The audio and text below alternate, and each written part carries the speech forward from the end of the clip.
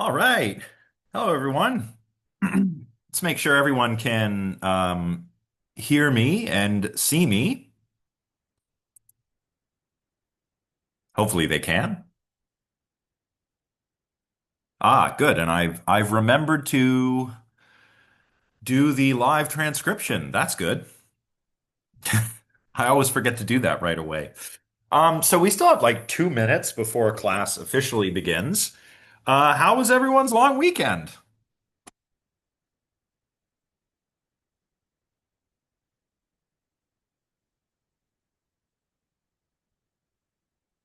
Very good. Yeah, I hope you had a chance to. Oh no, Holly worked all weekend. Bummer. But if you weren't working, I hope you had a chance to relax. Or even if you were working, I hope you had a chance to relax a bit when you weren't working. Um, I know what it's like to work over a long weekend. It's a kind of a bummer. Um, yes, that's right. I know like this much about hockey, but I watched that game with my in-laws, who I'm staying with right now, and then I was reminded why I don't follow hockey because it's like the Leafs, man. Um, I don't understand it. Yeah, the Oilers are still in they're supposed to play what, Dallas next? Or maybe they already have. I don't know. Maybe I'll watch that. Maybe that'll be less depressing.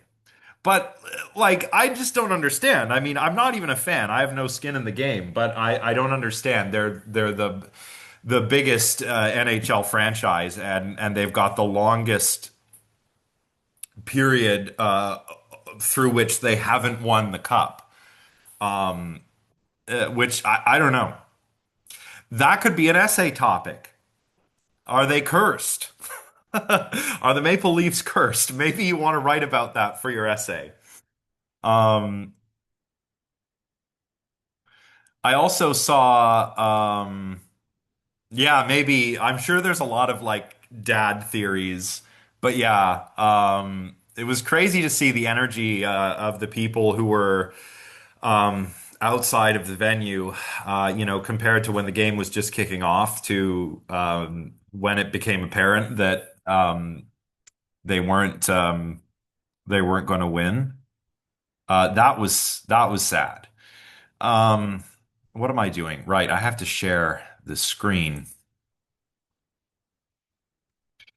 I also saw that movie Sinners, which I thought, oh, that's kind of cool. I went in not knowing really what that was about. Just knew that it had something to do with vampires. Uh, but that also a film like that, if you've seen it, you know what I'm saying. Analysis of a film, that kind of broaches like these supernatural themes, that could be really cool for an essay topic. Yeah, I agree. 10 out of 10. I went in knowing nothing except vampires, and then I found out, wait, it's about the blues, and it plays on all of this like folklore, around the Mississippi Delta and the origins of blues music. Because I'm a guitar player, so I was nerding out that entire movie, and then I was also nerding out about the supernatural elements. So that was very good. Highly recommend. Um, and if you want to write your essay on a movie, with supernatural themes, or a horror movie or a thriller or something like that, that could also be a very good topic. And I say that because that's what we're talking about today, right? We're going to talk about the instructions for both your proposals and for your final essay. SCPs, is that what is that again? Can you remind me?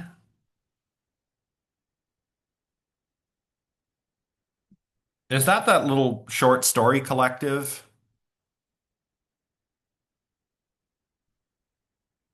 SCPs. What does it stand for?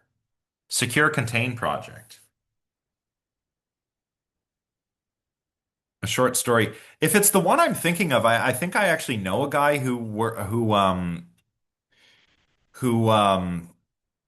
might be writing for that, or maybe it's something else. I can never remember, but I know a guy who works for a short story horror. collective kind of thing. Um, um, so maybe that's I'm not sure. I have to ask him actually. I have to get him to remind me. Anyway, we're going to talk about firstly the proposal, the instructions for the proposal, how to think about picking a topic and how to write your proposal. And then we'll talk about the essay. That'll be primarily about turning your proposal into your essay, because that's kind of the goal here.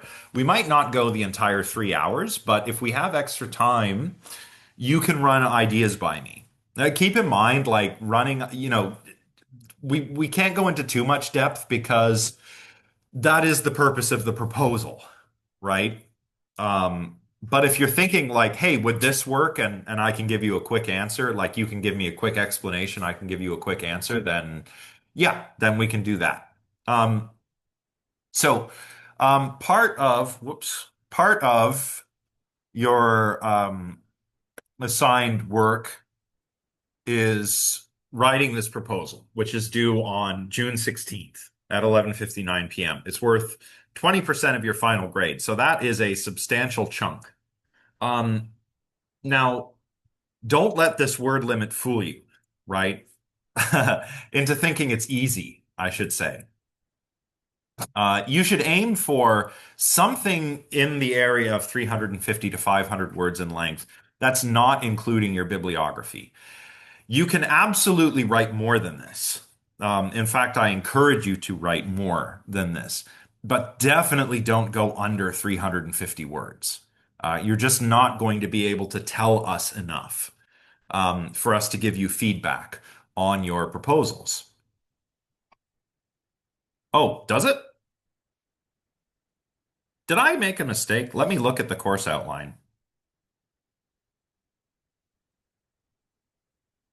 I might have got that wrong.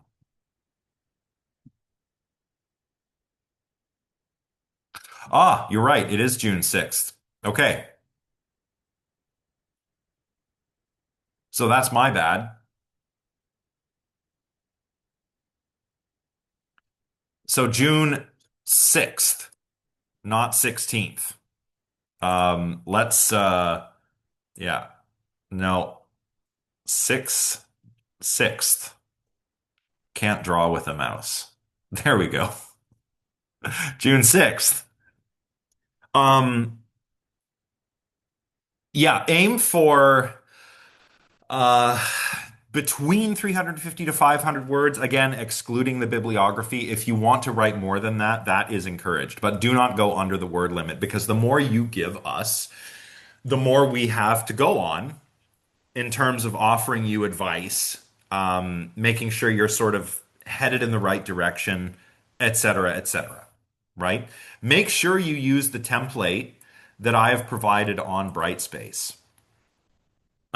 This is just to make your life easier. And there are some kind of like bare bones instructions in there. I haven't put as many instructions in that template as I did the template for Reflection Assignment 1. That's because I'm spending this lecture on the instructions. So I should be able to answer all possible questions here. I don't want to get any questions from people who are like, what do I do? Right before the thing is due. I mean, that's why we're doing this. So, of course, if you're here watching, I'm not talking to you. I'm talking about the people who are not watching this or will not watch it. Um, On the template, it's all laid out. Your student info course info, nice catchy title. I mean, that's all there, kind of like for you to just, um, fill in yourself. You definitely want a preliminary bibliography, or if not a bibliography, just a references section.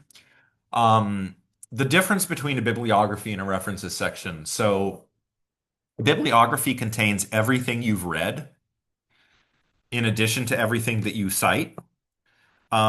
A references section only contains what you cite. I think it's fine if you just do a references section. Um, but again, the difference also depends on what citation style you're using. We'll talk about that later. Um, and you also have to submit proof of student work. So just like with a reflection assignment, I want you to submit a couple of drafts of your proposal, along with the final draft. That's to show me that you are doing the work. And you're submitting an MS Word format so that I can actually look at the file history of the document, to see that you haven't just copied and pasted things in from generative AI or something. I know that I'm not saying I think everybody's going to just use AI. No, I don't think that. But it's unfortunate that generative AI is so ubiquitous now because it absolutely is being used by some people to cheat on assignments like this. And that's really unfortunate. So just so that I can be certain, submit that proof of work. If you do not submit proof of work, you'll get a zero. I mean, you won't really get a zero. I just won't mark it until I get that proof, right? Um, you can do that, Leo. You can save, if you're using Google Docs, you can save as a PDF. You might also be able to save in docx format. And by the way, you all have access to Microsoft Office 360 for free, or for free. Part of the tuition that you pay gets you access to a Microsoft Office license. So all you have to do to access this is download the Microsoft 360 suite, and you log into that with your Carleton credentials. Um, Once you do that, you have access to like Word, Excel, PowerPoint, Outlook, the basic sort of Microsoft package, right? So I recommend doing that. Screenshots, maybe worst case scenario. I don't really like screenshots. Maybe for the final essay, I'll talk about this more in a moment, but I think for the final essay, I want either screenshots of the first page of your sources or inclusion of digital object identifiers in your references section. And that's so that I know that the sources are actually real. Because one of those sorts of tells of generative AI is that it hallucinates sources, right? So just give me something. I prefer drafts. Um, but you got to give me something that shows that you did the work. If you have handwritten notes for your first draft, that could work as one of the drafts, right? Um, Late proposals. Again, I tend to be pretty accommodating about all of this. So if you need an extension, just let me know and give me the reason why, and I'll give you an extension. But if you don't do that, I'm going to penalize your submission at 10% per day. That's 10% out of 100. So if you submit a day late and you would have got an 85, that is now a 75. If it's 2 days late, it's a 65. So it's out of 100, not out of the total grade that I give you. So it's not 10% of 85, it's 10% out of 100. Um, right. Okay. Maybe we can clear off this. So just so that everybody's clear, it is the 6th, as indicated in the course outline and on Brightspace. I made a little oopsie here. So let's clear that, go on to the next slide. You'll see this when you look at the template, but basically, what the assignment calls for you to do uh, for the proposal is identify an area of interest. And that can be anything related to what we're talking about here. Anything related to the paranormal, the anomalous, from a more or less philosophical slant. It doesn't have to be, strictly speaking, a philosophy essay. I really like interdisciplinary work. And I'm also not just a philosopher, right? I'm a cognitive scientist. That's what my PhD is in. So if you want to include a little philosophy and a little psychology or a little sociology, anthropology, that's cool. I'm fine with that. I like interdisciplinary work.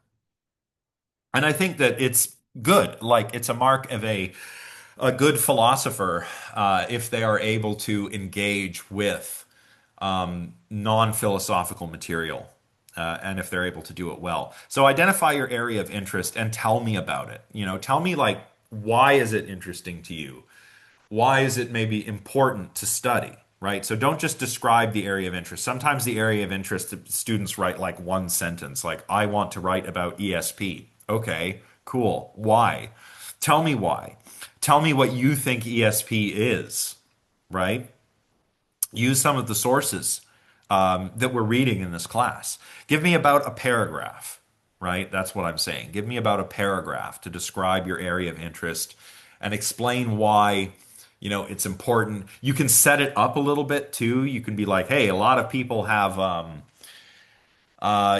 experiences, like anomalous experiences, that cause them to believe in extrasensory perception. So, that makes it something worthwhile to study, right?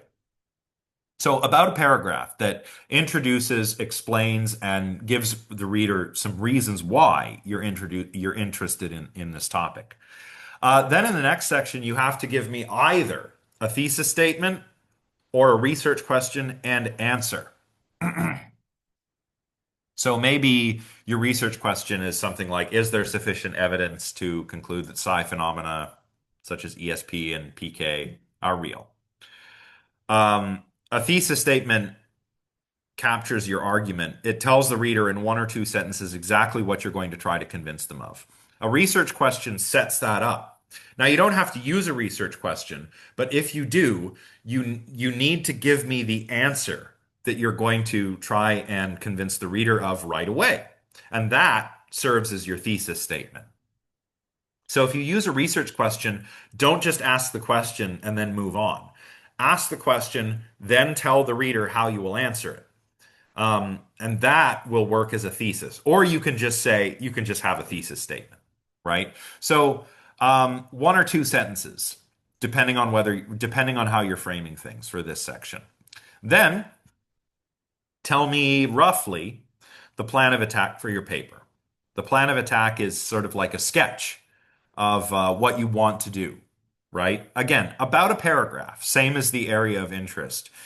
Tell me about what evidence you've gathered so far and how you will use it. Um, Tell me about what kind of argument you will construct, and I'll say a bit more about that in a moment.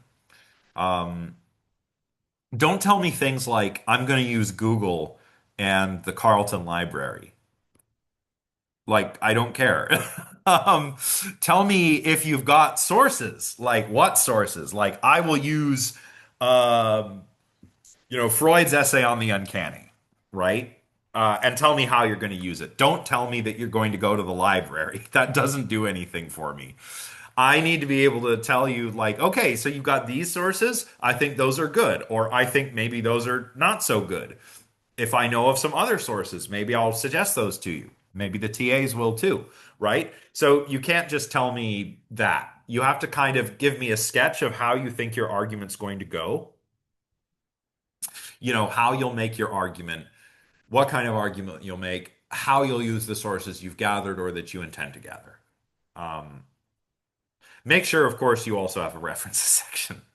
Actually, let me show you real quick. Oops. I'd like to show you where to find the helpful materials mod or the template. So if you go to course home, or rather content, go to content. Again, all the way at the bottom, helpful materials. And this is the essay proposal template. And you can just open that up and we can see here, right? Student name, student number, da da da da da. You download this, put in your name, your student number, the due date. Put your title here. Doesn't have to be your final title, but give me a working title. Here, again, this is where you'll tell me about your area of interest. Delete these instructions when you're done. Um, Again, thesis or research question and answer. Delete these instructions. Also, you can get rid of the italics, right? Tell me your plan of attack here. Again, delete these instructions, remove the italics. Put your references here. Delete the instructions, please, before you submit. Also, I'd like it if this could be double spaced. I realize the template is not double spaced, but the TAs and I are going to be reading a lot of these, and it's just a little easier on the eyes when they're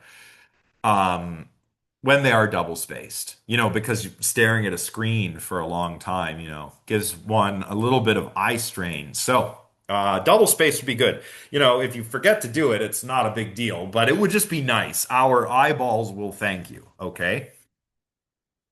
How should you choose a topic? So, I don't quite have a list of topics, but I can give you some at the end of this lecture. But I do have a list of kind of things that you can use to come up with a topic. And so, like I said, everything that we are, everything related to the themes of the class, to the paranormal, the anomalous, to philosophy, or anything like that is fair game. So, how do you generate a topic? Well, think of all the paranormal topics we're covering, right? We've already talked a little bit about the spiritualism craze of the 19th century and psychical research. Um, we've talked a bit about parapsychology and anomalistic psychology. We're going to talk more about those things. And of course, we're going to move on to ESP, PK, so psi phenomena, ghosts, haunted houses, aliens and UFOs, right? Cryptozoology, maybe if we do a special topic on that. I've got like weird stuff that happens at night, like lucid dreams, out of body experiences. To this, we could add. What could we add to this? Maybe like sleep paralysis, the old hag phenomenon, alien abduction. What else? Well, anything like that. Divination, so astrology, tarot cards, Ouija boards, etc. Right? And this is not an exhaustive list. So, like Fern says here, urban legends around old video games. Yeah, that could be interesting. Witchcraft. Yeah, of course, absolutely. Remember if you did the survey or yeah, the survey on paranormal beliefs. Uh, the beginning of that outlined a few different dimensions of the paranormal that people believe in. Witchcraft is one of those. I think they grouped it under occult. Um, but yeah, that's fine. You just have to make sure that whatever you're doing, whatever your topic, you need to be trying to convince the reader of something. So it can't just be an expository paper, like where you tell the reader about something. Sure, you're going to have some exposition, but what you really want to do is convince them of something, convince them of a claim related to any of these, or I don't know, urban legends around old video games sounds interesting, witchcraft, right?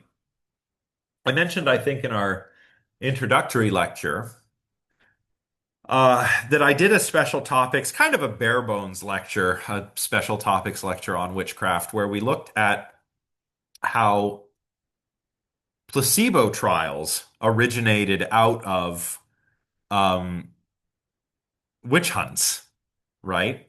Like if someone's possessed by the devil or is a witch or something, um, we'll show them a couple of artifacts, and maybe one has been blessed by a priest and one has not.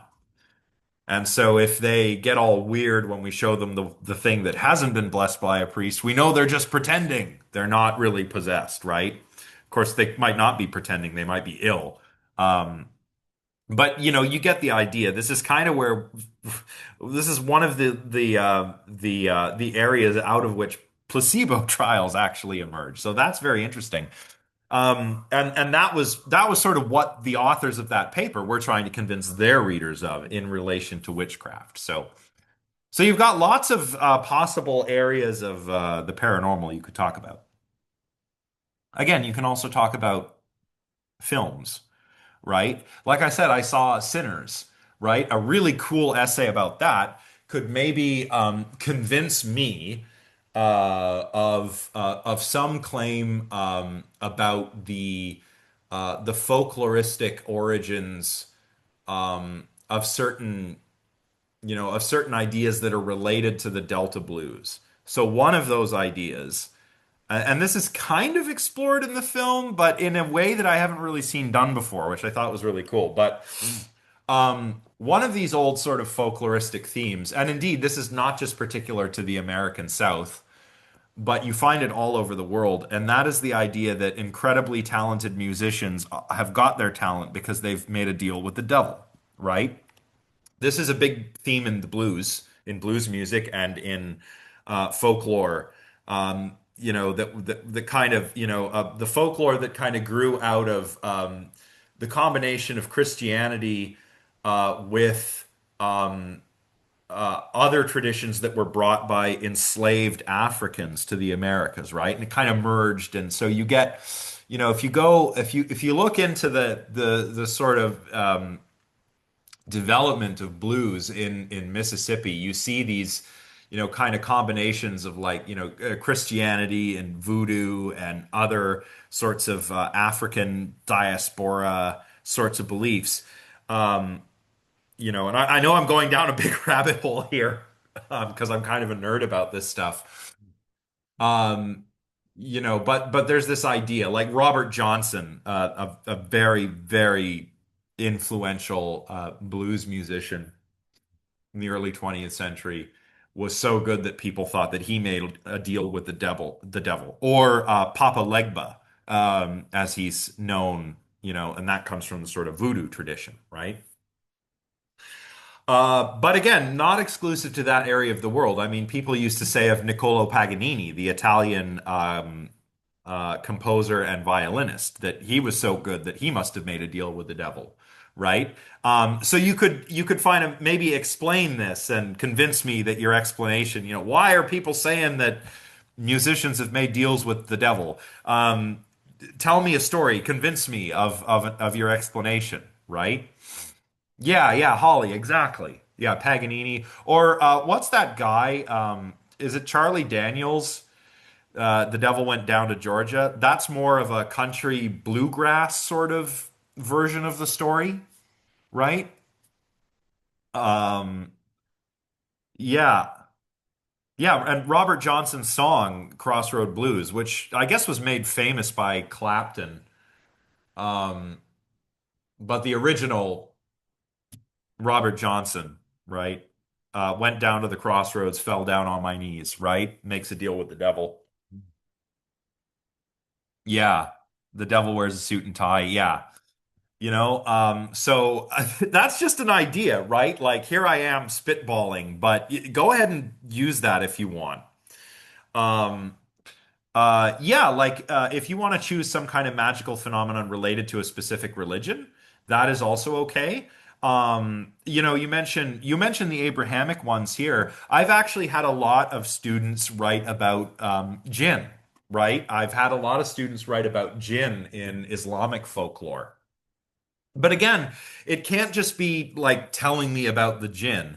You want to convince me of something, like explain belief in jinn. Why do people believe in jinn?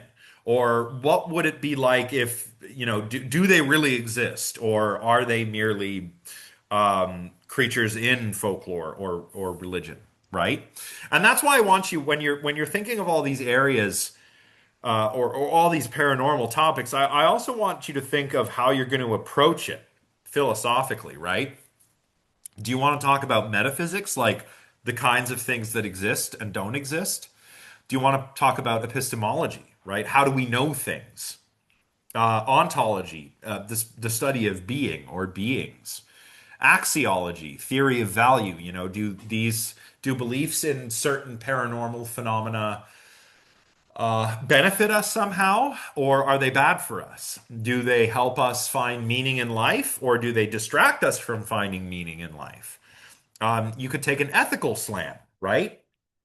So, an ethical slant might be you could look at the ethics of psychic mediums, right? I actually saw a news story the other week about a medium in the Toronto area or group of mediums that had been scamming people out of like one guy I think had dropped like, oh, it was thousands and thousands of dollars, maybe like $20,000 because this medium promised him they could help him find love, right? That's not very ethical. Um, so, you can explore the aesthetical side of things. That's maybe related a little bit to the uncanny, right? Like, why do haunted houses tend to be Victorian or Edwardian era sort of architecture? Why do they tend to be up on hills with creepy forests surrounding them, right? Where does all of that come from? Well, tell me a story about that. Or you can talk about mind, philosophy of mind, sort of approach when it comes to ESP and PK would be really interesting. Of course, you can look at the history of philosophy, um, or great philosophical figures or theories. Um, so you might talk about Descartes' substance dualism and what that would mean for, I don't know, the existence of ghosts or psi phenomena. You could talk about Socrates' daimonion, right? Socrates had the little voice that whispered in his ear. Was that a real entity? Was he crazy? Can it be explained by the animism of the ancient Greeks, right? So you get the idea, right? There's a lot of ways you can approach this, and you don't even have to keep it strictly speaking philosophical. As I said, right? Maybe you want to talk about certain folkloristic beliefs and you want to include a little bit of philosophy, but you also want to maybe include some anthropology. That would be awesome, right? I'm not an anthropologist, so I can't evaluate your anthropological skills. But if you can use your skill set to tell me something interesting that will help your argument, that's good, right? That's going to be good. Can ethics include subjects such as colonialism? Yeah, absolutely. I think that would be probably a really interesting way to approach this, right? Um, like the interaction between the beliefs and practices of indigenous people and the colonizers, right? And how that shapes belief, right? One example off the top of my head where this might be fitting is like those variants of Catholicism that you get in Latin America that are you know Catholic. They're Catholic. It's Catholicism, but it's also kind of mixed with a lot of indigenous beliefs. So you get things like the Day of the Dead, right, in Mexico, that you don't get in other areas because that's a unique sort of interaction between, a religion that the Spanish brought when they were colonizing that area, and the religious practices that the indigenous peoples already had. But again, whatever you're doing, you just have to be trying to convince me of something. And you want to do it kind of like in a narrative way, right? Telling a story is a really good way of doing this, right? You want to make sure that your writing has a sort of narrative flow to it. Um, this list on this slide is just sort of the beginning to get you thinking about it.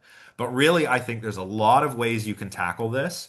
You can do this, from multiple different angles. You can include a little bit of non-philosophy if you want, right? Anthropology, sociology, psychology, or other cognitive sciences, folklore studies, right? Yeah, lots of ways you can do this. Just make sure that you're trying to convince the reader of something or that you're asking and answering a research question. Other than that, yeah, the sky is the limit. So, any questions? Any other questions about the proposals before we move on to the essay itself? And I know it might seem like we're doing this early, but because the proposal and the essay together are worth so much, I really want to make sure you all feel really confident about this. So that's why we're doing this now, and that's why we're exploring these and we're going through these instructions in such depth. So, yes, again, with that said, are there any questions about the proposal?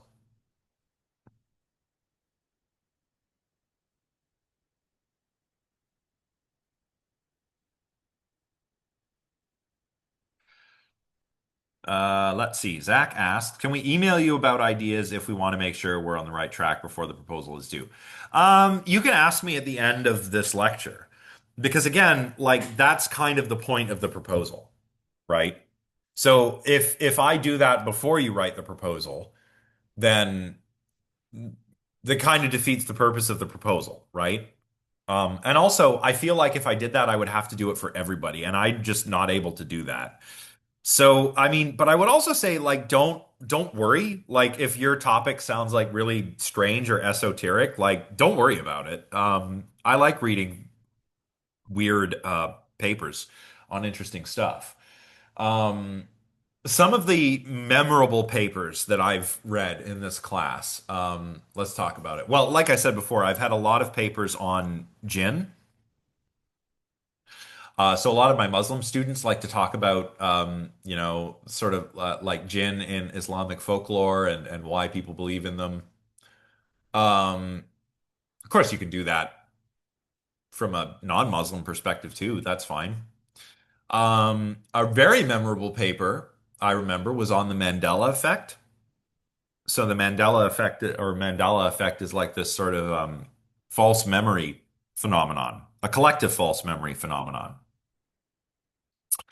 Um, and this paper was interesting and memorable because not only did I first learn about the Mandela effect from this paper, but also I realized that I had experienced the Mandela effect when I was reading it, right? Because the student discussed um, this movie Shazam starring Sinbad, where Sinbad was a genie and everything. I thought, oh yeah, I remember that. And then next paragraph, of course, there is no such movie. I thought, what? No, I remember that. And then I realized, no, there's a movie called Kazam starring Shaquille O'Neal, but there's not a movie called Shazam with Sinbad.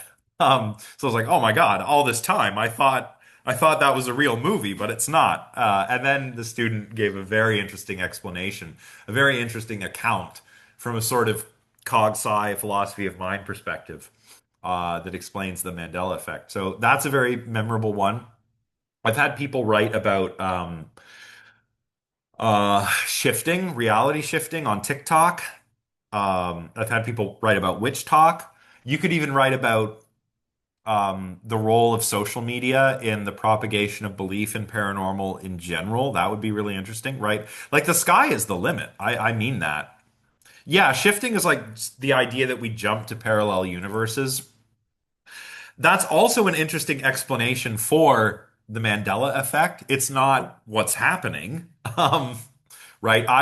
Why do I remember a movie called Shazam starring Sinbad? Well, at one point I was in a universe where that was the movie, but now I'm in this universe where it's Kazam starring Shaquille O'Neal. Um, I've switched universes. No, probably I just remembered it wrong, right? But there was a trend a few years ago of these shifters on TikTok that my students told me about. Holly says, when it comes to citations, I'm sort of trained to use them when making a claim versus using language like might or may. This is really easy to identify in my scientific papers. This is much different for me. It's not entirely clear what research is and what I need to cite. Well, I'm going to get to that. But the basic idea is that, yes, when you have evidence, cite it. But I also want you to cite any idea that is not yours, right?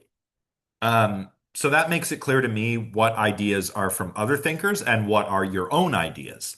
Um, yeah, I'll say more about that as we get into the instructions for the essay. Are there any more questions about the proposals? And like, if you don't have a topic in mind right away, that's fine. That's fine, and we'll get to why. That's fine, and how you can come up with a topic beyond what I've already said. Okay, so your research essays are due at 11:59 p.m. On June 26th. And that is actually the last day of the final exam period. So this essay is basically like a take-home exam, and that's why I can make it due on the last day of the exam period.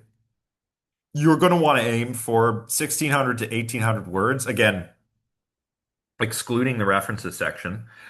You can go over that, but don't go under 1600, right? Go over 1800. That's fine. Not too far, but don't go under 1600. It's worth 40% of your grade, and as with the proposal, I will penalize late essays that haven't been granted an extension at 10% per day. And that 10% is out of the total of 100, not out of the grade that you would have got, right? So if you would have got a 75 and it's a day late, it's now a 65. I'm not going to subtract 7.5%. No, I'm going to subtract 10% out of 100. But again, I tend to be very accommodating. So if something happens, like if you get sick, if it's not physical illness, could be mental illness, right? Maybe you're having a time, right? And I understand that the mental health is, you know, it's hard to look after your mental health when you're a student. I get that, especially with deadlines and everything, and you could have a flare up of anxiety. Maybe you're feeling a bit depressed, right? I get that. These kinds of things happen. I can work with you. Just let me know what's going on. Okay.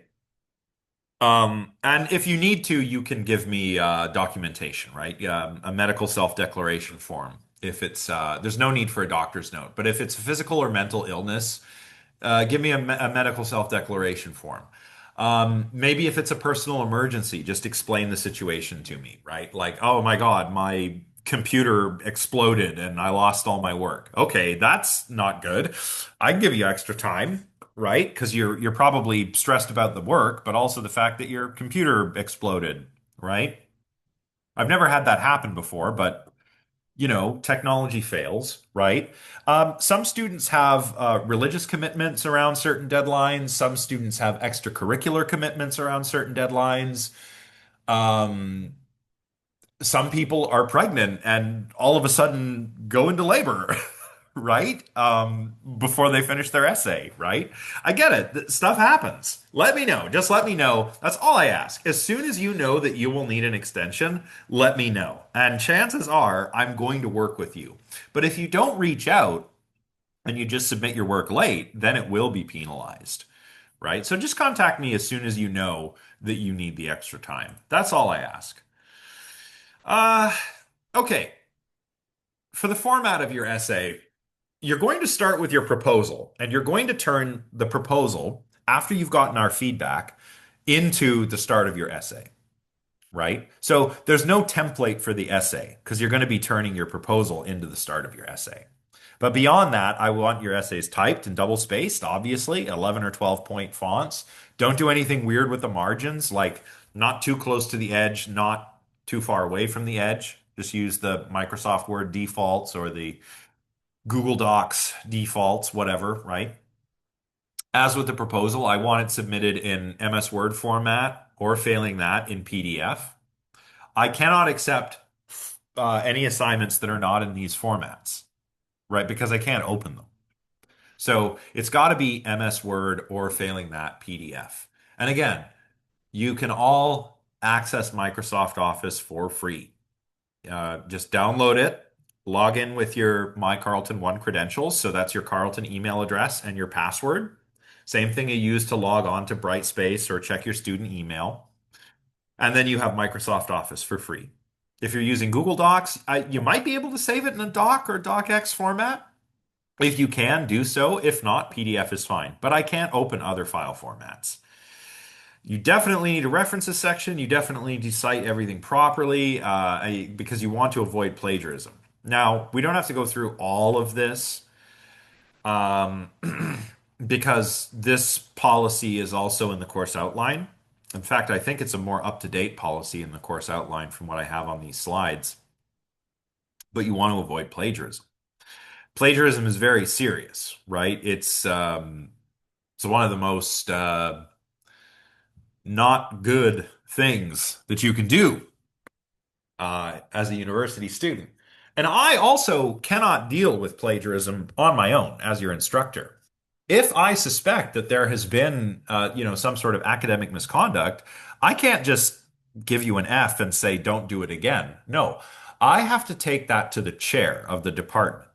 And then the chair of the department has to take it up to the dean. And the dean will do an investigation and determine whether misconduct has occurred.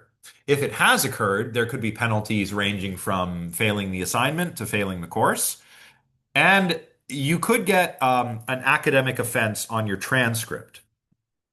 And that follows you around, right? Like if you want to go to graduate school, it's not going to look good if you have an academic offense on your transcript. Some employers, not many, but some, ask for academic transcripts. It's not going to look good if you have such an offense on your transcript. And beyond that, it's just not the right way to do things, right? So don't commit plagiarism. What is plagiarism?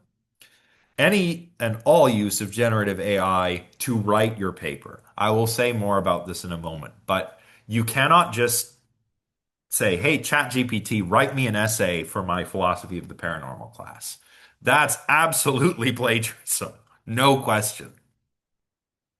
Reproducing or paraphrasing anything that's not your own without citing it properly, by presenting it as your own and not citing it properly.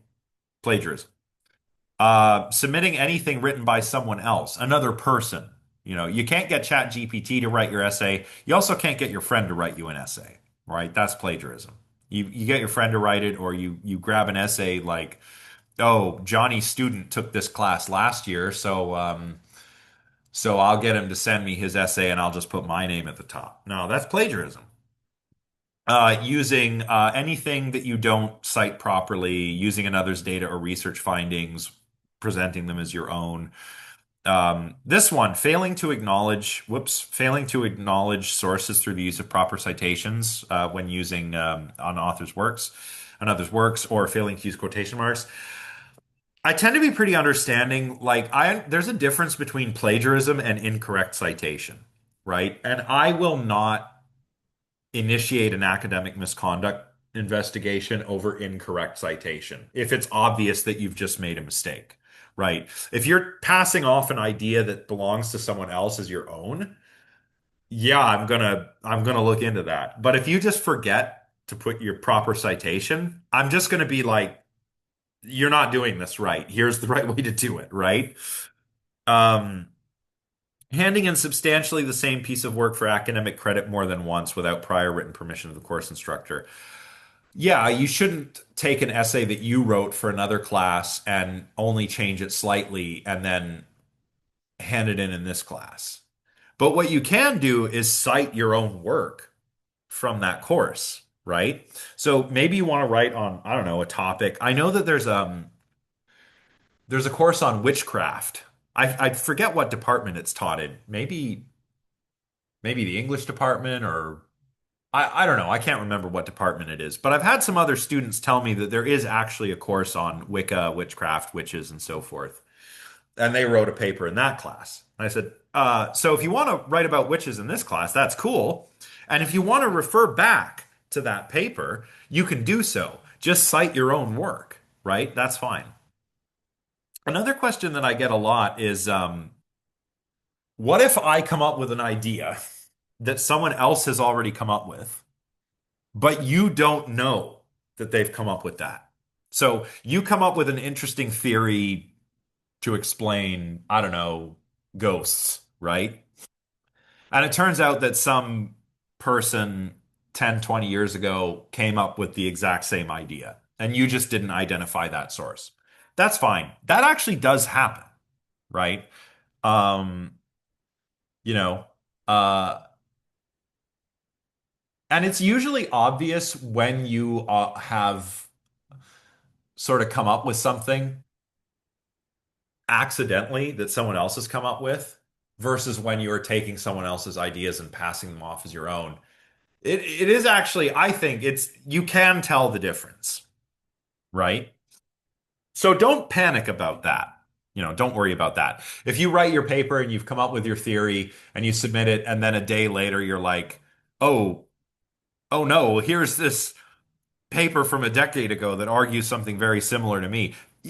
Don't don't freak out, okay? Don't freak out about it. It's okay.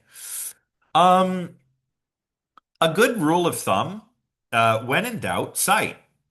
If you're not sure, does this need a citation? Just cite it. Don't worry about it.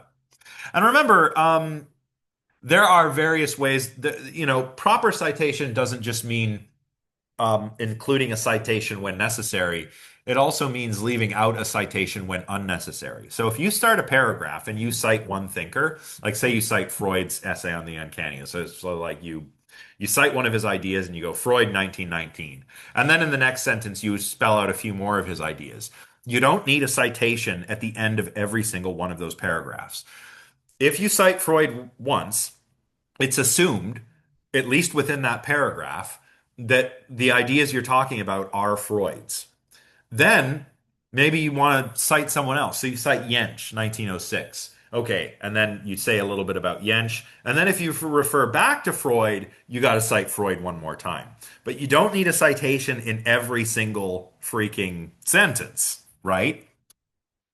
You can learn more about these sorts of practices on the online writing lab.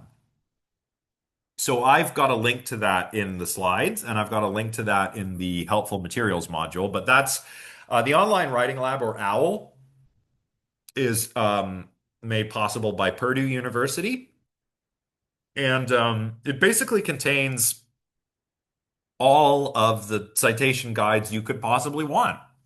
APA, MLA, Chicago, Harvard, probably some other ones that I don't even know exist, right? I do recommend using APA, but if you're not familiar with that and you want to use something else, that's also fine. Just be consistent. Don't mix up elements from different styles, right? And use the guide. Good question. For the proposal, it would be nice to have two or three. And again, um, some of those could be our readings, right? For the essay, I'd like at least five, but the more sources you have, the better, right? Because it is a research essay. Yeah, one other thing. Read through the style guide. Don't just look up if you're on OWL. Don't just look up like, okay, how do I cite a book in APA? Actually read the guide. Because it gives you a lot of helpful information. When I was an undergrad, and I tell this story every class I teach, when I was an undergrad, it was a different citation style in every course. In my English course, it was MLA. In my history class, it was Chicago.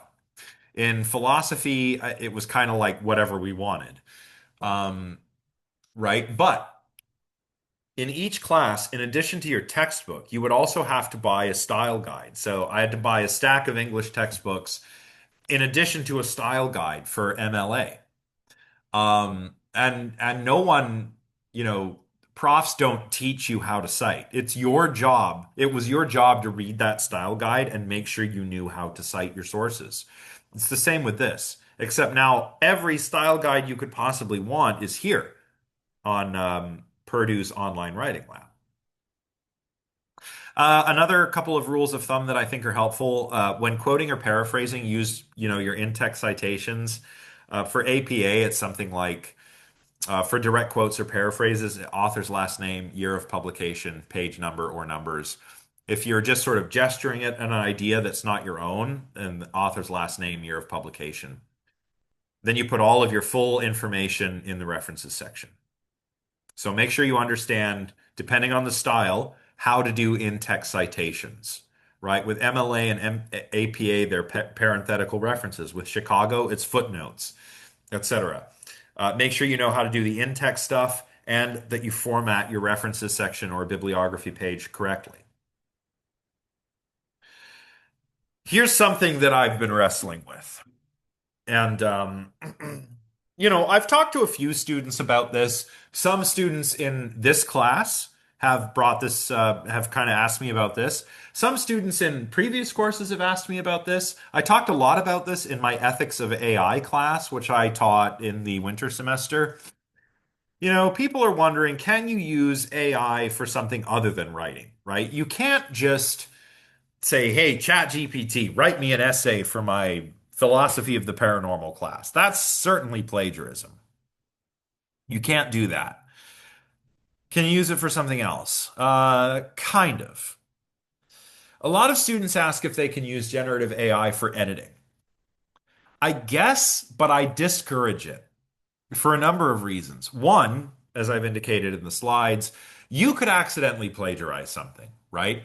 These generative AI things, these large language models like ChatGPT, are plagiarism machines. How they work is they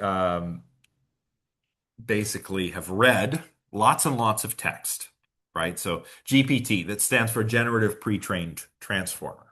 So you have something like ChatGPT, which is basically a deep network, a multi-layer neural network that's been trained on lots of tokens or words. So it's read lots and lots of text, and it's trained to produce outputs based upon what it's been trained on and what it's been prompted to output. And it does this one word at a time. It just outputs whatever word is statistically most likely to come next in the sentence it's generating based on the prompt that you gave it and the data it's been trained on. Now, what that means is it could be plagiarizing something it's read and you wouldn't even know it, right? That could conceivably happen if you're using Grammarly, which incorporates generative AI now to edit your paper. It might suggest a change that is actually something it's read somewhere else. So that's one reason. Another reason is that writing, researching for an essay, writing an essay, expressing yourself coherently in natural language, in written language, is part of why you are here. It's a skill that you are supposed to be developing. And I think Grammarly kind of makes it too easy, right? You should be, if you really want to improve your writing, you should be reading your professor's feedback, your TA's feedback. You should be looking up, rules of grammar. You should be reading tips and tricks for writing and putting that into practice yourself. That is going to help your writing improve a lot more than relying on Grammarly. The more work you put in, the better writer you're going to be. And also, you don't need Grammarly. Carleton has the writing center in the library. So if you're in town, you can go there. I believe maybe you could do an online appointment as well. But the writing center, you go in, you bring what you have written. Maybe it's, the first half of your essay, and you're like, hey, I'm not very confident about my writing or my voice or whether I'm citing things properly. Can you look at this over for me? And a human being will sit down with you and do that. That's also preferable to Grammarly. Um, you can also do this with your classmates, right? I encourage this. Peer review is an important part of the whole academic process, right? If I write a paper and I submit that paper to a journal, that paper is going to be read by two or three other experts who are going to critique it. And maybe there are going to be a few things I have to change before it gets published. You can do that amongst yourselves. Use the Discord server. Like, hey, anyone want to read my paper and offer me some advice, maybe some edits? If you do, then I'll do the same for you, right? Switch papers, write, edit, give advice. That's fine. I encourage that because that's actually part of what academics do, right? So, definitely can't use ChatGPT to write your paper or sections of your paper. I guess you can use Grammarly, although I think there are better options out there. And not just Grammarly, but if Microsoft, maybe it has some AI nonsense where it's like, hey, I'll rewrite this sentence for you. I guess, but you got to be aware that there's a risk that you might accidentally plagiarize something. And it's also not the best way to improve your writing if that's what you're looking to do. What about coming up with a topic or researching? Yes, I've decided, somewhat reluctantly, that I will allow you to use generative AI for this purpose. So let's say you're stuck on coming up with a topic. Well, you can talk to ChatGPT or whatever generative AI thing that you're using, right? You'd be like, I don't know, hey, ChatGPT, I'm taking this class, right? It's philosophy of the paranormal. Tell it a little bit about the class. But I can't decide what to write my final essay on. Can you give me five suggestions? And it'll give you five suggestions. And let's say you want to go with one of those. Fine. Maybe one of the suggestions is writing about, I don't know, like the reasons why people believe in haunted houses, right? Okay, fine. You want to go with that topic? Great. All I ask is that you acknowledge that you used ChatGPT to help you generate that topic. You can do that with a footnote. And this isn't a trap, okay? I'm not going to be like, haha, I got you. You used AI. I'm not going to do that. But if you use ChatGPT in this way, I want you to let me know. Uh, well, I mean, you can kind of bounce ideas off of it, right? That's the idea. Like, hey, ChatGPT, this is my thesis. What do you think? And maybe it could offer you some tips to improve it. I wouldn't copy and paste what it suggests to you, but I would write your own version of what it suggests to you. Um, you can also use it for research purposes, but again, you've got to be careful, right? Because ChatGPT can hallucinate sources. Um, You know how I like to think of ChatGPT? It's like a search tool that you can just talk to, right? It's not like Google where you're like haunted house and type it in and push enter and you get a bunch of results. It's like you can talk to it. I like to draw the analogy between ChatGPT um, and the computer aboard the Starship Enterprise on Star Trek, right? They're trying to figure out a problem, right? You're watching Star Trek: The Next Generation, and there's some kind of problem they got to science their way out of, right? So, maybe Geordi and Mr. Data or somebody, they're in the engine room and they're talking to the computer, and they're using it as a sort of assistant that they can communicate with in natural language to solve a problem or to research something. That's fine. I think that's actually the best way to use this technology.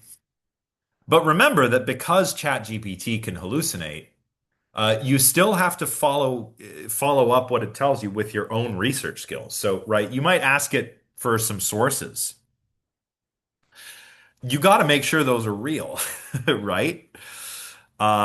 Maybe it tells you something. It gives you some information that sounds true. You need to go and make sure that's true and that it hasn't just made something up, right? I've used ChatGPT, to find things that I can't quite remember, like a lot of TV shows or movies that I remember, but I don't remember the name of. And I'm like, what was that thing I saw? What was that movie I saw years ago? Can't remember the name. And like, ChatGPT, here's a movie. I'm going to describe it to you. Can you tell me what it was called? And I describe it. It tells me a couple possibilities, and then I go and verify which one it is, right? Maybe you're stuck on something like, oh, what's that phenomenon, where people don't remember things and people think they've switched realities and da da da da da. ChatGPT might say, oh, it sounds like you're talking about the Mandela effect. Oh, okay, yeah. So then you go over and you look at other sources. What's the Mandela effect? Oh, it is that thing I was thinking of. Okay, cool. Right? So yeah, you can use ChatGPT to help you with your research or with generating a topic, but you can't overly rely on it because it's not perfect, right? And like it is helpful as a sort of AI that you can talk to, but it doesn't actually know anything, right?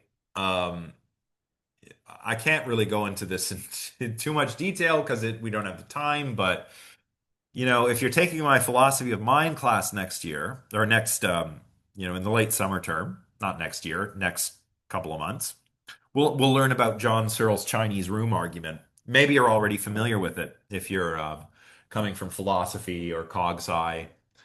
But the basic idea is like ChatGPT is a bit like the person in the Chinese room who, successfully communicates using Chinese characters with people outside of the room that speak Chinese.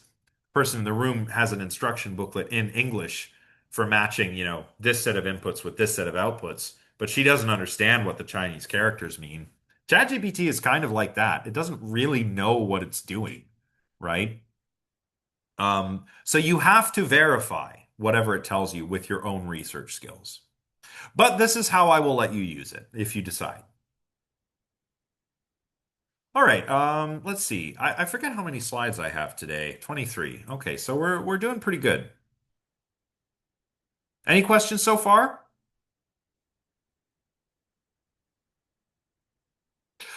Does anyone want to take a quick break?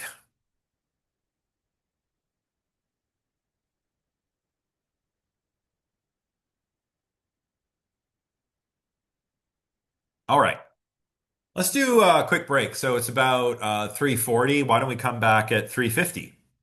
So 10 minutes. Is 10 minutes good? Because we will probably finish a little early, but we are nearly halfway through the slides. Well, let's come back at 3:50. So I'll see you all in about 10 minutes.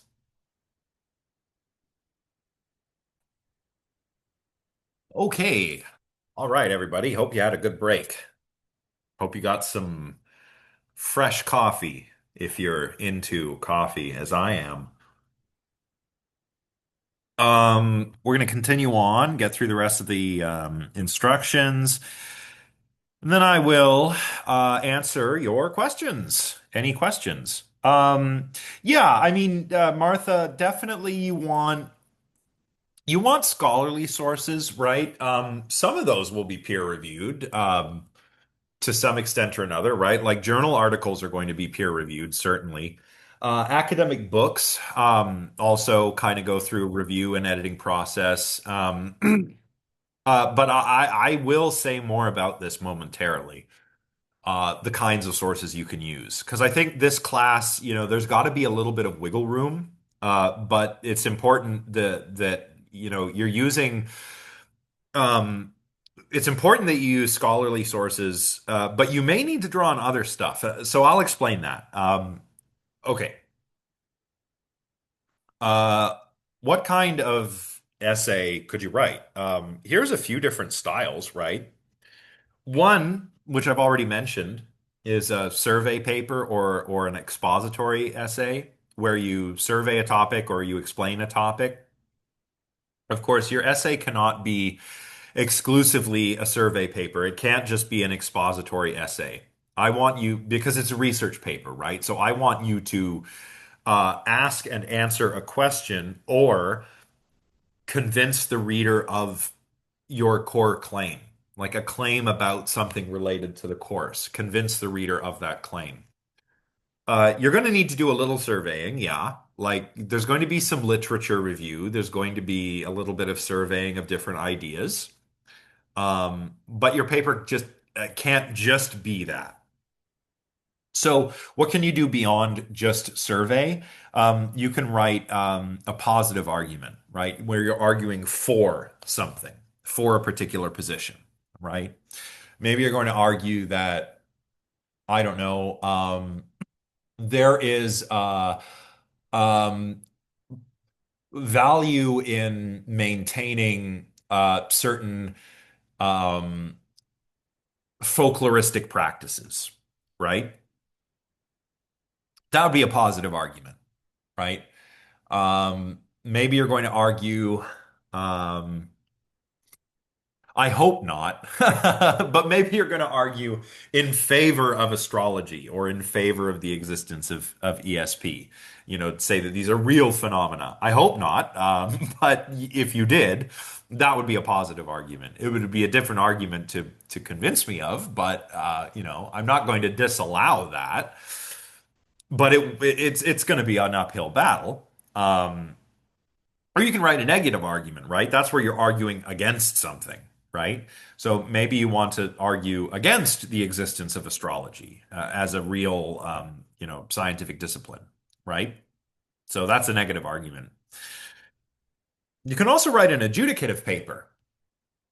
So that's where you adjudicate between two or more different positions.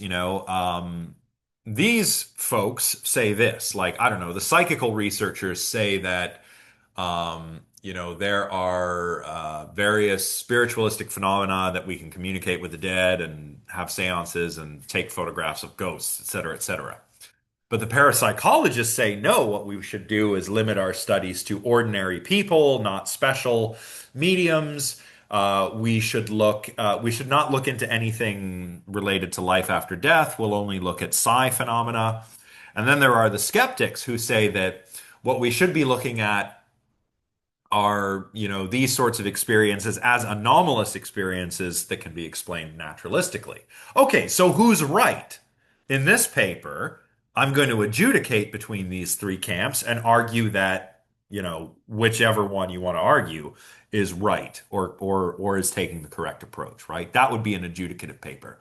This is the kind of thing that you want to tell me in your sketch, in your plan of attack, in your proposal, right? You want to tell me, okay, what kind of argument, what sources will you survey? And what kind of argument will you make? Positive, negative, adjudicative, maybe something else, right? So definitely tell me that. Definitely make sure that when you're turning your proposal into your final paper, that you avoid the 5 paragraph essay format. I cannot stress this enough, right? And I know this is a second year course, so most of you, at least if you're coming from the humanities or the social sciences, you already know this. But maybe if you're in the sciences, like the natural sciences or engineering or something, and you're taking this as an elective, and you're like, I've never written an essay. I've written like reports and I've done scientific studies and stuff, but I've never written an essay. Can I use a 5 paragraph? No, not really. It really is just a teaching tool, right? That we all learn in high school English, right? Where you have an intro, 3 body paragraphs, and a conclusion. It's just a teaching tool. It's just to give you like an idea of how to put together an essay. But you really don't want to limit yourself to 5 paragraphs because if you do, your essay will either be way too short, because how are you going to fill that word limit in 5 paragraphs? Or your essay is going to be way too long, or your paragraphs are going to be way too long, right? You'll hit 1,800 words, but each paragraph will be like 2 pages long, and that's just not how paragraphs work. So don't use the 5 paragraph format. Yes, you want an intro and a conclusion. And if you use our feedback, you will be able to turn your proposal into the intro and maybe first paragraph of the body of of your essay. But don't limit yourself to 3 body paragraphs. Use as many as you need to. And remember that each paragraph is supposed to work as like a step toward your conclusion, right? So each paragraph should be about a particular thing, a particular subject, right? Each paragraph should feature, I don't know, one of the premises in your argument. Each paragraph should be about one sort of line of evidence for your argument, right? Each paragraph should be somewhat self-contained, but should work as a step. So if you think of it as a staircase, the intro is the bottom of the stairs, and each paragraph is a step up to the top of the stairs, your conclusion. No, I don't. I discourage point form. I'd rather see you write in whole sentences, because I think that if you write in whole sentences, you force yourself to be clearer. Um, so you force yourself to be clearer. So you make yourself a better writer and you make it clearer for the reader, right? Because you want everything to be as clear as possible for the reader. That's important. And that's another reason why you want to use, paragraphs that are not too short and not too long, that are somewhat self-contained, yet still join up nicely with all the paragraphs before and after, because that makes it clear. You want your writing to be clear. So I discourage point form. I would say just write in whole sentences. It's fine. Um, and always remember that the purpose of an essay is to present an argument, right? What does essay mean? Anybody know this? Anybody know what the word essay means? See what they say in the chat. Yeah, to try. Exactly, Leo. Essay comes from French to try or to attempt. So what you're doing when you write an essay is you are making an attempt to convince the reader of something. In this case, it's your argument. Convince them that, your thesis is correct with a good argument. So that's what your thesis is. That's what you want to convince the reader of. And usually we find that in a single sentence, a thesis statement. You can also use the research question approach, but remember, if you ask a research question, you need to tell the reader right away what answer you will attempt to convince them of. And then that will be your thesis, right? What is an argument? An argument is not a fight you have, with your friends or your partner or your parents or something. No, that's not what an argument is. An argument is a means of convincing somebody of something.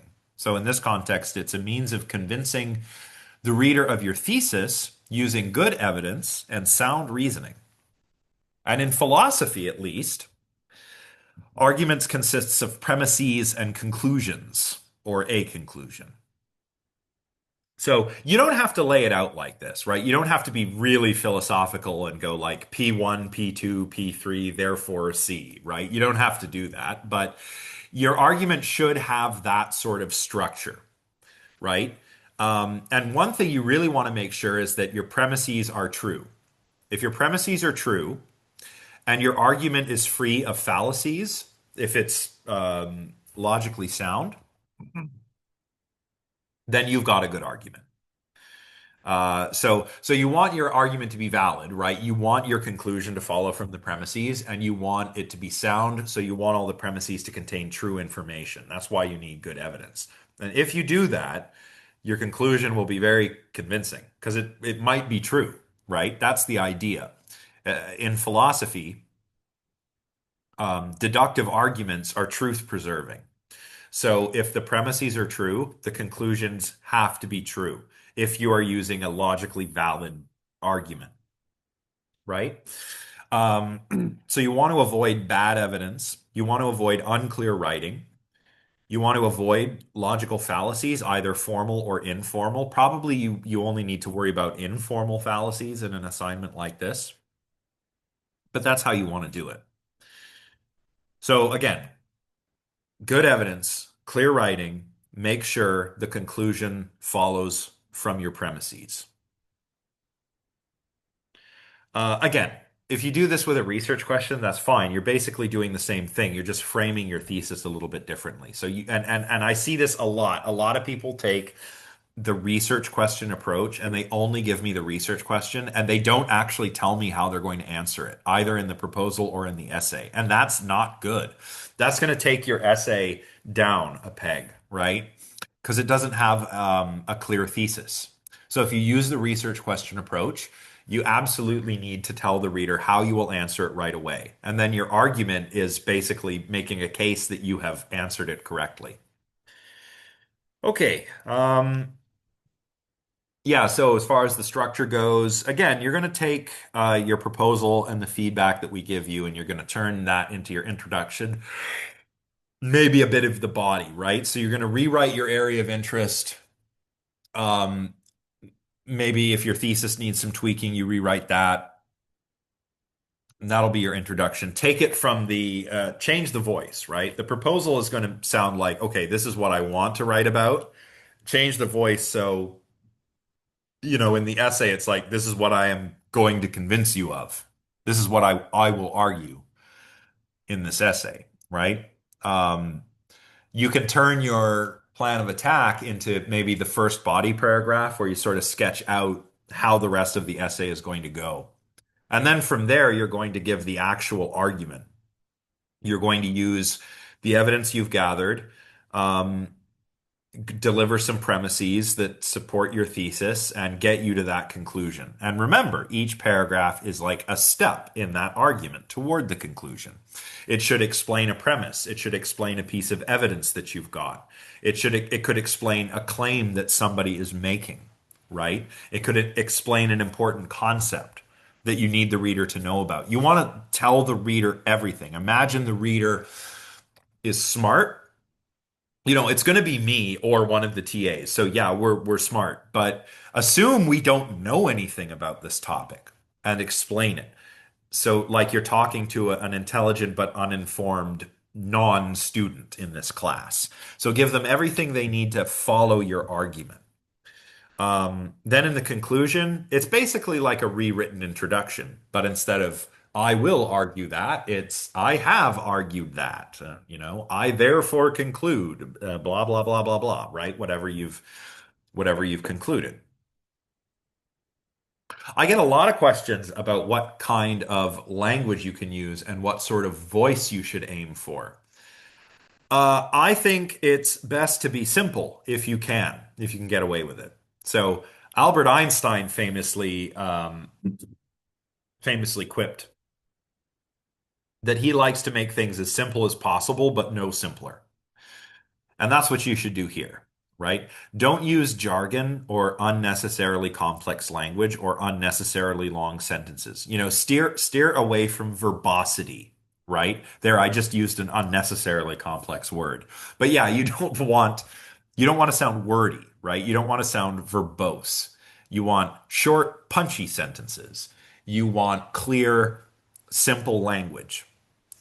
To do so, it's helpful to use a thesaurus and a dictionary, but these are supposed to be used as guides, not sources, right? So you don't use the dictionary as a source in your essay, unless you're actually looking at like the etymology of a word, kind of like Penman does in that little article from Notes and Queries that we read, where he talks about the history of the word paranormal. Unless you're doing something like that, you do not need to cite a dictionary. No, a dictionary is there as a guide for you to make sure that you're using words properly. So is a thesaurus. So they are guides, not sources. Um, so that's what I recommend for the language. What about the voice? A lot of people are like, can I use I in an essay? And if you're fresh, still kind of fresh from high school English, or you're an English major, you probably think, no, I can't do that. That's not allowed. But this is a philosophy class, and you absolutely are allowed to use the first person pronoun I.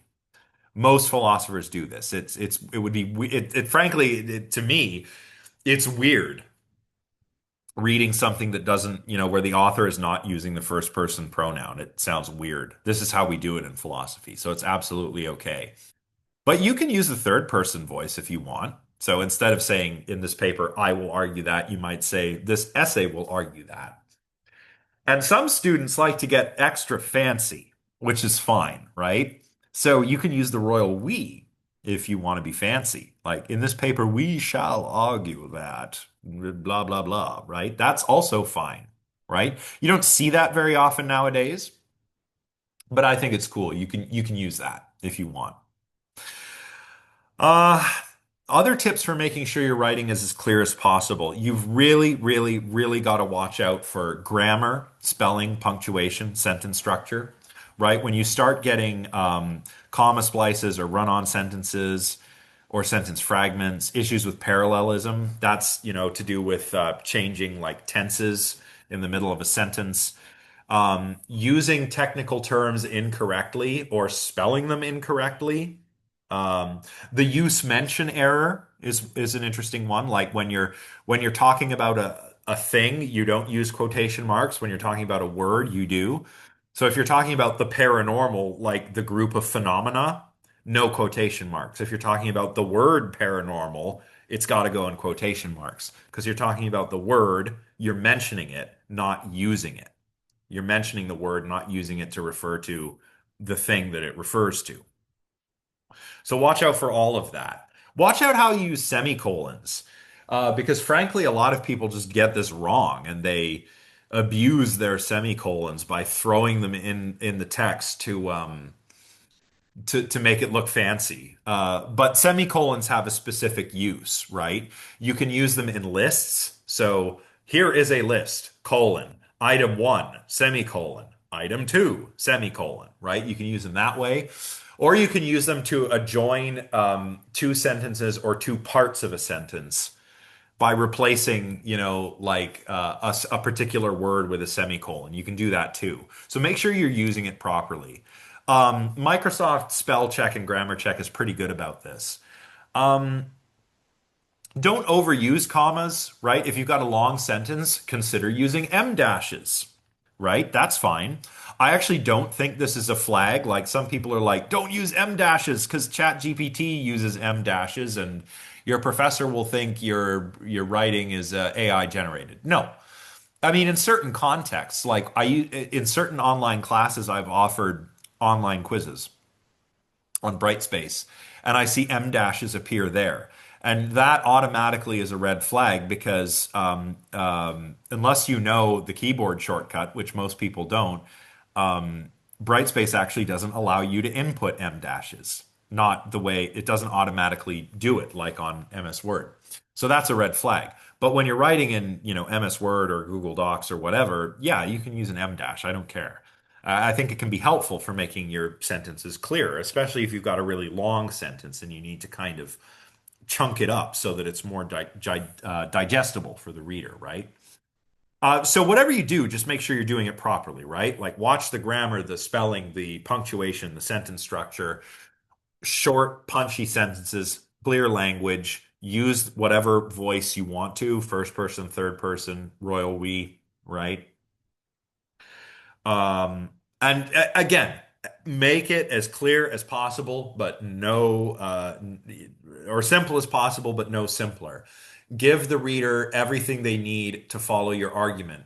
Assume they're smart, but that they don't know anything about your topic. And that's a good way for you to gauge, like, okay, how much do I need to explain?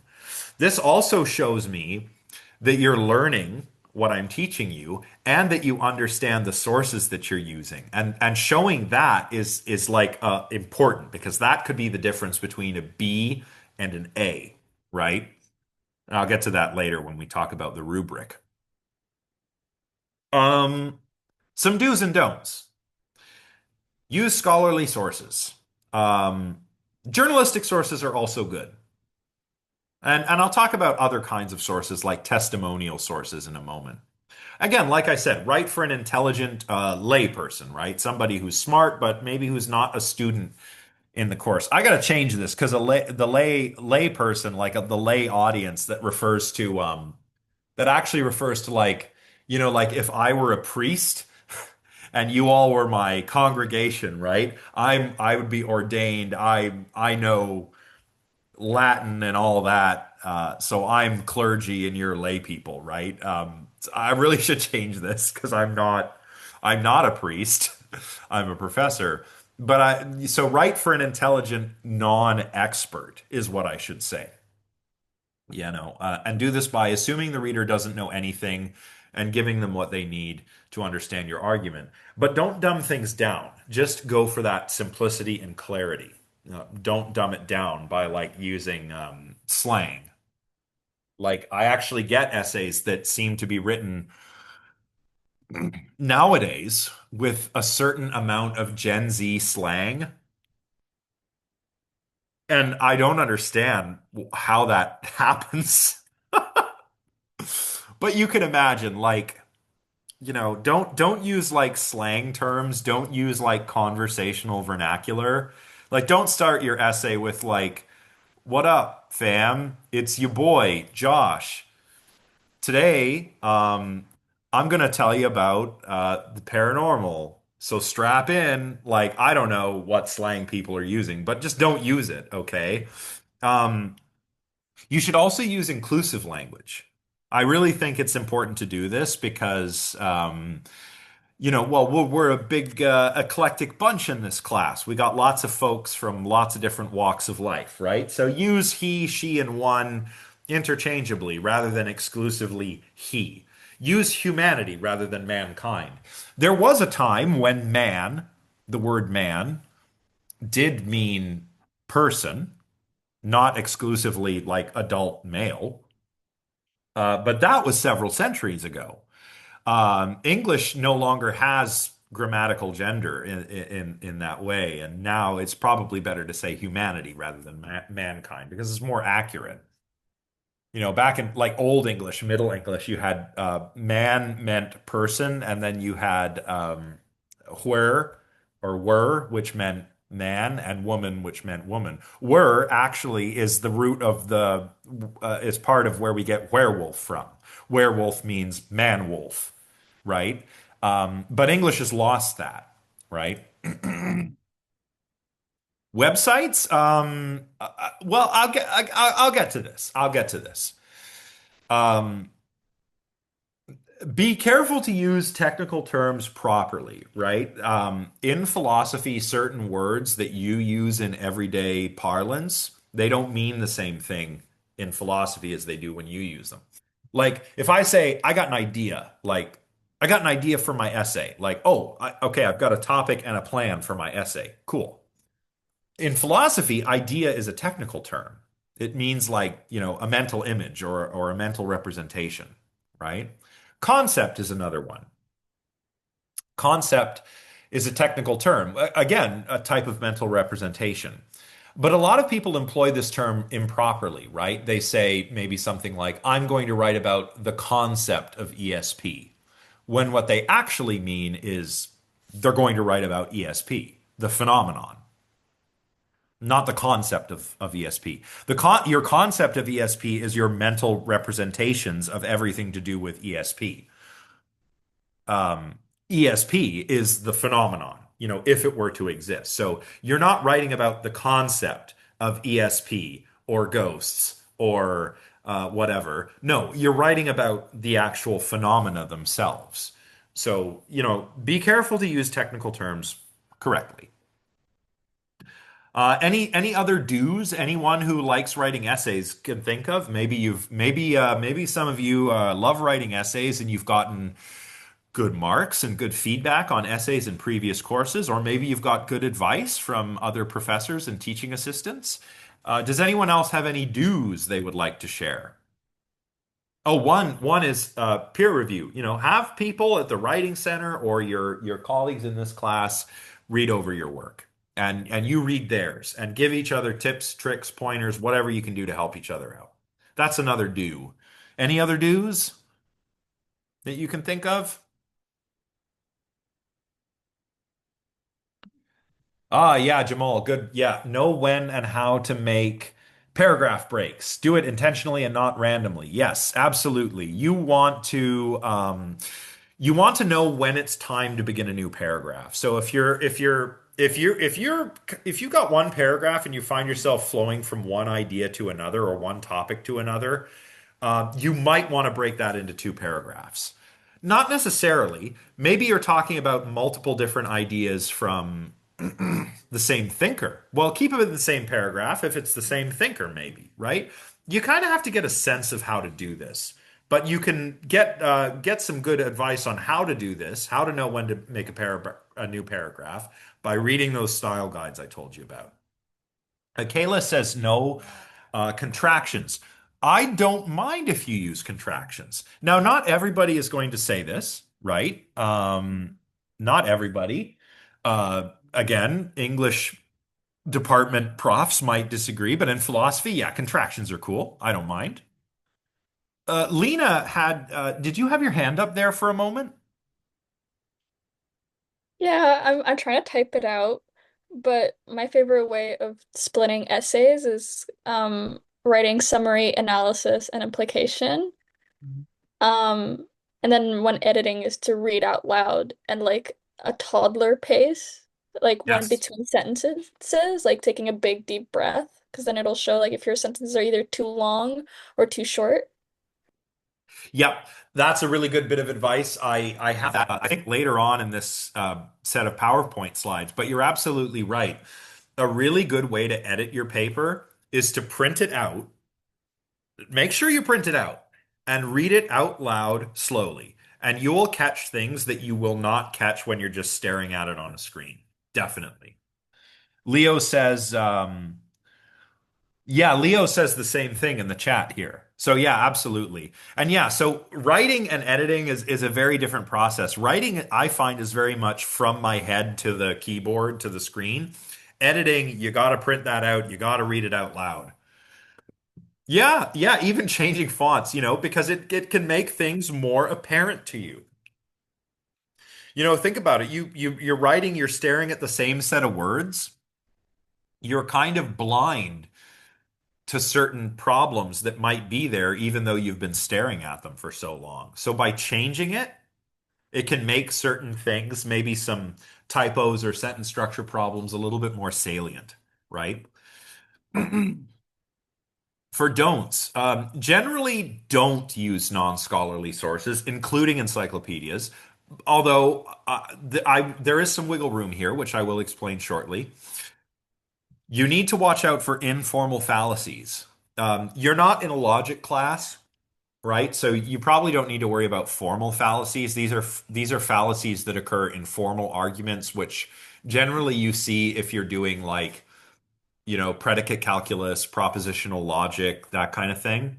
So you don't need to worry about that here. But you need to worry about informal fallacies. So errors of reasoning that we kind of make in our everyday lives. So what are some informal logical fallacies? Well, a big one, I guess would be the straw man argument, right? Where you set up a weaker version of your opponent's argument and then you attack that version instead of the actual argument. What's another good one?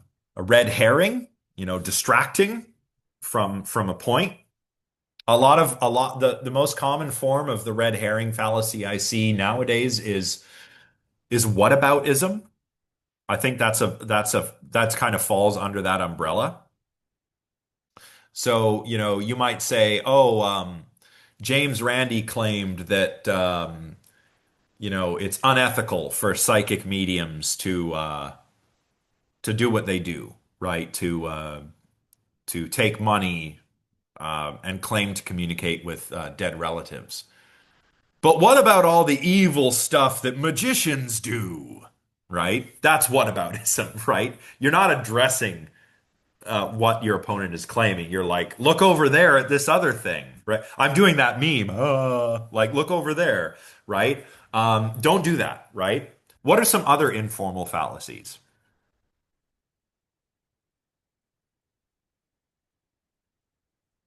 Maybe or maybe you're Googling right now some informal fallacies.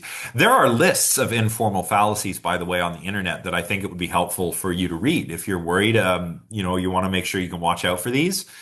Wikipedia actually has a good list, and there are other lists you can look at. But a few other ones are like ad hominem, right, against the person. So that's when you attack the person, not their ideas. There's the genetic fallacy, right? That's where um, you're using, you think that the weight of the evidence depends on where it comes from rather than the quality of the evidence itself. Um, Similar to that is the argument from authority. Argument ad populum, right? It's right because a lot of people believe it. Like, hey, a lot of people believe in ghosts, so there must be ghosts. Well, no, that's the argument ad populum. The naturalistic fallacy is the idea that it's good. Something is good because it's natural, like all natural ingredients in your food. I don't know about that. Um, Tobacco is all natural, and that kills you. Opium is natural, very addictive. The hemlock that Socrates drank when he was condemned to die is natural. So, just because something's natural doesn't mean it's good, right? And the list goes on, right? There's lots of informal fallacies you want to watch out for. Definitely watch out for these big dumb statements, like these sweeping overgeneralizations, like since the beginning of time or since the dawn of man, right? Don't start an essay like that. Never start an essay like that. It sounds so silly, right? And it's also almost never true, right? What if you say something like, since the beginning of time, mankind has wondered whether ghosts exist? Well, no, not since the beginning of time, because the beginning of time was like 14 billion years ago, and we haven't been around that long. And also, no, mankind has not wondered. Humanity has wondered. And not all of them, just certain of them. So don't be careless by using these big, silly, sweeping overgeneralizations, okay? Watch out for bad phraseology.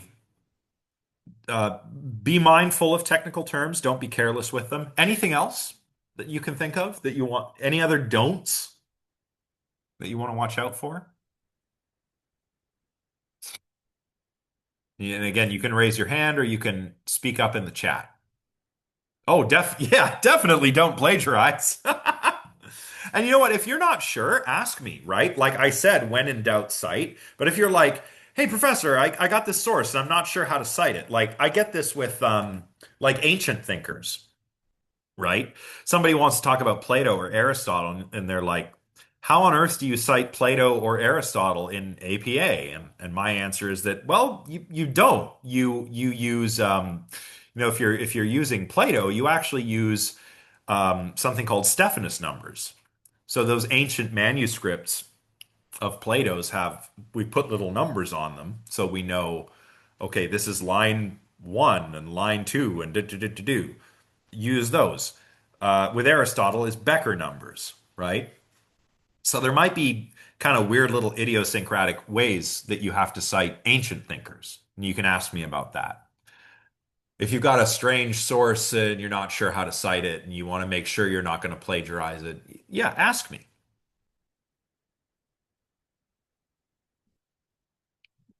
Couple of other tips and tricks. You don't have to write some kind of paradigm shifting essay to get an A, but I do want it to be convincing. I want your argument to be valid, sound, and convincing. Use good evidence, good reasoning, clear language to convince me of what you are trying to convince me. And make sure there's a flow to your writing, right? A narrative flow. Storytelling is something that's really kind of been re-emphasized in essay writing, and also even in scientific publications and in science communication too. So you want there to be like a bit of a narrative. Um, that will help you with the flow, right? You can also, as we were saying, read your essay out loud. Have a friend read your essay out loud. Read it, maybe read examples of other essays, right?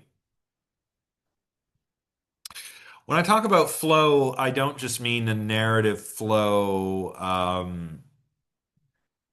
but I also mean that, the paragraphs, like I was saying earlier, work as steps from your intro to your conclusion. Um, there's also something to be said for taking like a dialectical approach, right? And that's the sort of like they say, I say approach, like you're having a conversation with the evidence you're using. So, and this is especially good if you're writing like a positive, negative, or adjudicative paper, right? You can say like so and so says this, and then what's his face says that, but I say this, right? So it's kind of a conversation. It's dialectical, almost like in the sense of like a Socratic dialogue, right? Where it's a back and forth between two or more different positions. That's another way to make sure that your writing flows. And that can also help you know when to start a new paragraph as well. Okay, so I've had a lot of questions about sources. Um, and what are acceptable sources for an assignment like this? It's always fine to use the course readings as a starting point, and then to go and look for more sources beyond those. Um, your primary sources should be scholarly sources. Journalistic sources can also be okay, right? Maybe you're writing about hauntings, right? There's a haunted house. Well, you're probably going to want to draw on some journalistic sources like, ooh, family leaves haunted mansion due to fear of ghosts, right? To illustrate, like, oh, some people think this house is haunted. And then when you talk about, I don't know, maybe the science or lack thereof behind EMF meters and spirit boxes and ghost photography and so forth, then you use scholarly sources for that. Um, You can also use testimonial sources, which might include websites, podcasts, etc. But these are best used for illustration, not as evidence. So again, you want to illustrate belief in ghosts, then maybe use a testimony that somebody wrote of their alleged encounter with a ghost, right? That's not proof that ghosts exist. That illustrates that there are people who believe in ghosts, right? So that's how you can use those sources. I also think that you should generally avoid encyclopedias. I will allow the Stanford Encyclopedia of Philosophy because that is actually written by philosophers. But most encyclopedias are not scholarly sources because they don't undergo peer review and they are there not for not to get to the truth, but to make money, right? Encyclopedias are it's a business. Like back in the day, how did you get an encyclopedia? Well, a door-to-door salesperson would go around the neighborhood selling you encyclopedias, right? And they don't undergo peer review like scholarly sources do. So generally, you should avoid them. But the Stanford Encyclopedia of Philosophy is okay. Definitely avoid citing Wikipedia. This is not to knock Wikipedia. I actually love Wikipedia. I will read, I get on Wikipedia and I start reading about some random topic, and then I start clicking links, and I get from here to way over there and just reading about all kinds of neat stuff. I love Wikipedia. And I think it's really important to have an open source um, encyclopedia with a dedicated, sort of group of editors that have some expertise in the topics that they curate, right? I actually do think it's very important in terms of the free exchange of information. But don't cite it as a source, right? What you can do is find other sources that might be helpful in those Wikipedia articles. So maybe it cites some journal articles. Maybe you go to the Wikipedia article on the paranormal, and down at the bottom, it in the references section, there are some scholarly sources on the paranormal. Well, use those, right? Easy. And remember, when it comes to dictionaries and thesauruses, these are guides, not sources, right? Unless you're looking at the etymology of a word or the history of its use, you don't need a dictionary. If you're doing that, also, you're using the Oxford English Dictionary, right? Which is not your typical dictionary, right? The Oxford English Dictionary gives you like the entire history of a word, like from how it was introduced to English and how it's changed and everything. So if you're doing some kind of etymological or semantic analysis, kind of like what Freud does in the first chapter of The Uncanny, sure, then you're going to use a dictionary and you're going to use it as a source. Otherwise, it's not to be used as a source. So don't be like, don't start your essay with Webster's International Dictionary defines the paranormal as blah, blah, blah. Don't do that. Use a scholarly source to define the paranormal. Uh, all right. So this is kind of like a little exercise that we can walk ourselves through here. When you're looking at turning your uh, proposal into the start of your essay, right? So that's the idea here. You want to take the proposal, you want to take the feedback that me or Zainab or Jack give you, and we're going to give you lots of feedback, right? And you're going to use that to turn your proposal into the start of your essay. So we're going to give you lots of feedback. We're going to give you constructive feedback. We're not going to be mean, okay? We're not scary, you know. Sometimes, when you're reading a comment, like this is unclear, it's like, oh no, professor hates me, because it's hard to convey tone, in like written language, feedback comments on your essay, right? But rest assured, we are here to be constructive and supportive. So we'll give you feedback. We'll make sure that you've got an appropriate area of interest. And if not, we'll suggest changes, right? Like if you've got an idea that doesn't quite work, but you don't want to change gears completely, like we'll give you some tips on how to change gears so that it works a little bit better, right? We'll make sure that you've got a good research question and an answer and a good thesis statement. If it's missing, we'll point it out. If it could use some improvement, we'll make suggestions. We'll likewise evaluate your plan of attack. We might make some recommendations if it could use some improvement for your final essay. When we're able to, we will offer you suggestions on sources. That's only when we're able to. And even when we are, you've got to keep in mind that doing the research is your job. So I'm not going to give you all of the sources that you need. I might say, like, hey, check out this author, right? I'm not going to give you a list of all the papers they've written that will be helpful. That's your task. Um, we will point out problems with, if there are problems with citation, we'll point those out. Spelling, grammar, sentence structure, punctuation, right? If there's problems there, we'll point all of that out. And then you're going to use all of that to turn your proposal into the start of your paper. I suggest doing something like this, right? You take your area of interest and you kind of rewrite it so it sounds like, okay, now I am making the argument, not like I'm going to write this paper, but now I'm actually making the argument. Maybe your area of interest is psi, right? That's ESP, extrasensory perception, and PK, psychokinesis. So maybe you've come up with a research question like, is there evidence for psi phenomena? And you've decided that you're going to argue that there's not evidence. So you need to in your proposal you need to have told me, is there evidence for psi phenomena? No, I don't think there is. Or yes, I do think there is, right?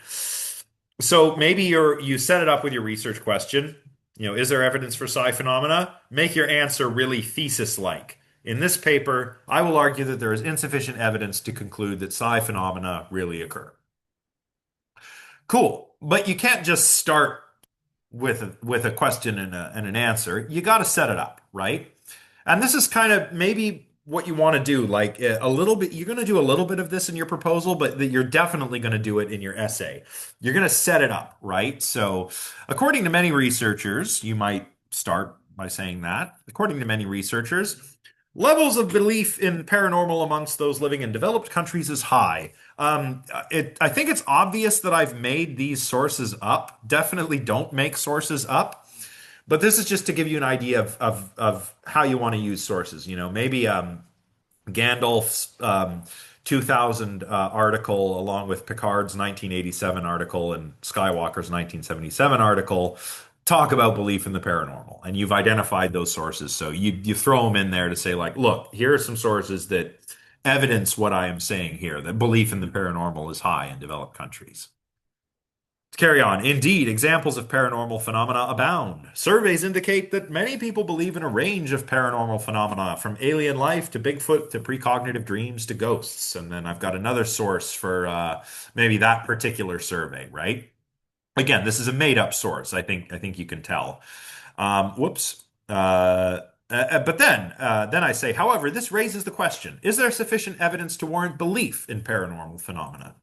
Notice that I said raises the question, not begging the question. This is another don't. Begging the question is a type of logical fallacy. Everybody uses it wrong, right? And maybe in day-to-day parlance, it's not a huge deal. Like if you say, like you see on the news, journalists and reporters do this a lot. Like, I don't know, there'd be something in the news. Like, I don't know, the reporter's going on like, okay, so President Trump announced more tariffs, which begs the question, will you be able to afford a vacation this year? No, that doesn't beg the question. It raises the question. Begging the question is a type of logical fallacy where the conclusion that you are trying to establish actually features as a premise in your argument. So it's a kind of circular reasoning. And in philosophy, it's a technical term. So if you say begging the question when what you actually mean is raising the question, I will point that out to you, right? So that's why I say this raises the question. Is there sufficient evidence to warrant belief in paranormal phenomena? From there, you kind of narrow down. So, like your introduction, you're thinking of as kind of like an upside down pyramid or an upside down triangle, and you go broad, gradually narrow down to your thesis. So maybe after I set it up, I say in this paper, I will focus on a specific group of paranormal phenomena, namely what parapsychologists such as Susan Blackmore, this is a real source, call psi phenomena, which includes extrasensory perception and psychokinesis. Maybe I'll explain a little bit about what this is. Like I'll say, like, okay, so extrasensory perception is the sending and receiving of information via extrasensory motor means, and psychokinesis is the is affecting physical systems via extrasensory motor means, right? So I explain it so the reader knows what's going on. I don't want to explain it too much. I just want to give the reader enough so that they know what I'm talking about. And then I can explain it further in the lit review or survey section, right? And then you gradually narrow down further and further until you finally get to your research question and answer or your thesis statement. So in this paper, I will argue that there is insufficient evidence to warrant belief in psi phenomena. Notice that my research question is kind of disjointed here from this bit, and that's fine. You can have your question, tell me a little more, then your answer. Or you can tell me everything, then question, then answer. If you use, I know I sound like a broken record, but if you use the research question approach, you absolutely need to tell me how you will answer it in the proposal and in the first paragraph of your essay. Otherwise, you have an incomplete thesis. You can also skip the research question and just give me a thesis. It's up to you. Okay. Any questions before we get to this little rubric that I've put together? It's kind of a bare bones rubric, but that's just how I do things. I actually think that, some of those rubrics that you see that are like, dozens of rows and columns, I think those are, at least in my experience, I mean, I wrote lots of really good papers without even looking at them. That's not a brag. That's just I kind of just learned how to do it by reading a lot. And I always found those rubrics kind of intimidating. Like if I'm looking at this rubric and it's got like 10 rows and 5 columns of stuff I need to remember to do, I'm just like, right? So I don't find those very helpful. I don't do those. I do this. Um, And then I welcome you to reach out with any questions. So I think this will explain what will earn you which grade, and together with the instructions, you should all be in pretty good shape. Anyway, before we get to this, any questions on anything I've said so far? And you can raise your little virtual hand or hop in the chat right here.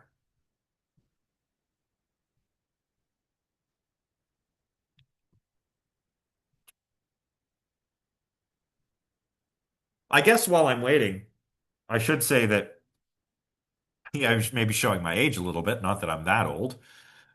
Um, but when I was an undergraduate, um, there also weren't very many rubrics. Maybe that's why I found rubrics intimidating when they were there. Like what? We got 10 rows and 5 columns worth of stuff I have to remember to do. Most of my profs though were just like write an essay. It's got to be 12 pages long. You got to use 5 to 10 sources. Make sure you got a thesis statement. The instruction, 5 minutes. Like, here's what to do. Go do that. And that's all you would get. So I think I've done a reasonably okay job of preparing you for these assignments. I hope. But if not, you can ask me questions now, or you can email me later if you think of a question later. Go ahead and email me. But yeah, are there any questions before I go over the little rubric I've put together? All right, doesn't seem like there are. So you want to get an A. Okay, that's good. Not everyone's going to get an A. Um, but you should still try to get an A, right? Try to do your best. That's what you want to do. You want to do your best. Oh, you think this is clear? Oh, that's good. That's good. Thank you. I appreciate feedback, by the way. If you want to say like, "Hey, professor, I don't understand a word you're saying," or "I don't understand anything about what's in this slide," I need that feedback to make sure that I'm communicating with you effectively. So thank you for that. So you want to get an A. Well, an A, so according to Carlton grading scheme, an A is, the A range is from 80 above. So 80 to 84 is an A minus, 86 or 85 to 90 or 85 to 89 is an A, and 90 or above is an A plus. But let's just focus on the A, from 80 to 90 in the A range. That means you've done excellent work. So that means you followed these instructions very, very well. You've come up with a really excellent thesis, something really original, something that's like, ooh, cool topic. You've done great research. So you gathered a lot of good sources and you use them well. Your argument is sound and it uses good evidence and is free of fallacies. Your writing is nearly flawless. So maybe a couple typos here and there, but nothing that seriously affects the clarity of your writing. You use the evidence you've gathered in a way that shows me that you understand that evidence and how to employ it in order to construct an argument that is convincing, right? Those are the kinds of things you want to do to get an A. And depending on the amount of little hiccups, that'll determine whether it's an A minus or an A, right? Um, Yeah, yeah. So just a direct message from Kalis. I hope I'm saying that right. If I'm not, please correct me. But yeah, I know. Well, that's what I was saying. Like, so sometimes profs, like when I was an undergrad, profs would just be like, write an essay, and then you're like, okay, how? And they're like, you write it. And then you write, I don't know, that's when you go and write a 5 paragraph essay because that's what they taught you in high school. And then you get your grade back and it's a C and it's like, we don't do that here. Rah, rah, rah, rah. Right? So that's why I'm trying to provide you with these instructions. Like I said earlier, I want you all to feel confident about this. Not like, oh my God, I'm gonna fail. Ah. I want you to like be like, yeah, okay, I know what I need to do. I know what I want to write about. Let's get at it, right? That's what I want you to do. Paper in the B range. So a paper in the A range is excellent. A paper in the B range is good. So the B range, according to the Carlton grading scheme, is from 70 to 79, right? And again, there's some, depending on, how many errors I see, that'll determine whether it's a B minus, B, or a B plus. But generally speaking, I think a B does a good job of following these instructions, but there's some room for improvement, right? So you have a good thesis, maybe could be a little better, a little clearer, a little more interesting, a little more novel, but it's good. It's not bad, it just could be a little better. Good research, uh, but again, maybe could be a little bit better. It's well argued, but maybe there's room to sort of shore up your argument a little bit. Good writing, a couple mistakes, more mistakes than I would permit for an A paper, but nothing that impacts the clarity of your writing too bad. The sources are good, but maybe they aren't used to their full potential in their argument. Maybe you could have had more sources, right? A paper in the C range, which is from 60 to 69, is satisfactory. So you do a satisfactory job of following the instructions I've given you. Thesis is poorly stated or missing, right? Like if you have a research question and no answer, that's going to be like B minus, C plus potentially, depending on how bad everything else goes, right? Or how good everything else goes.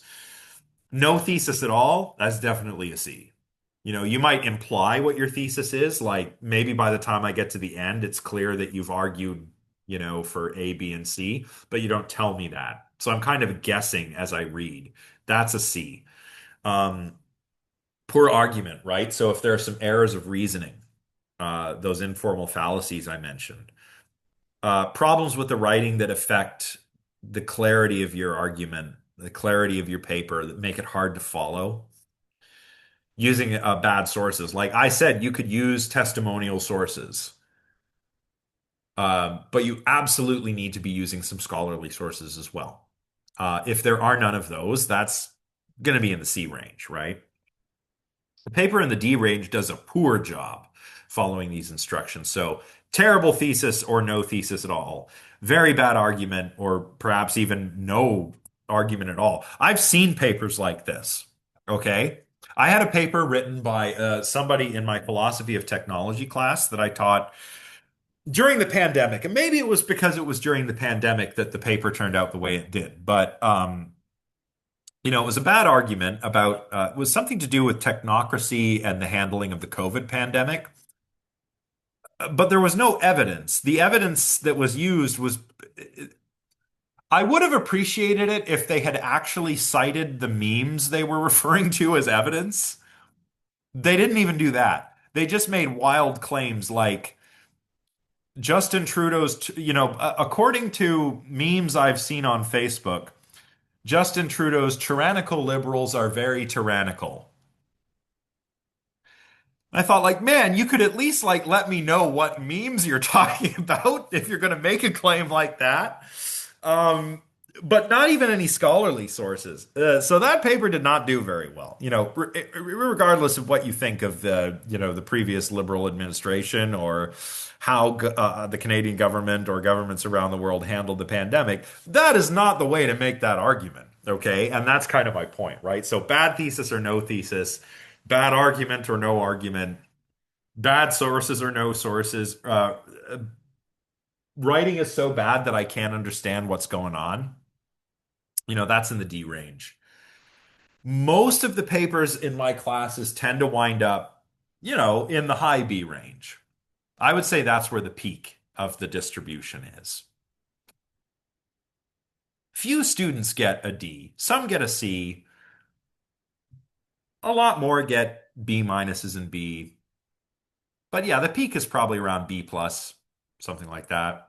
And I think the reason for that is because I put a lot of I give you a lot of instructions. Like I give you a lot of support and instruction on how to do this well.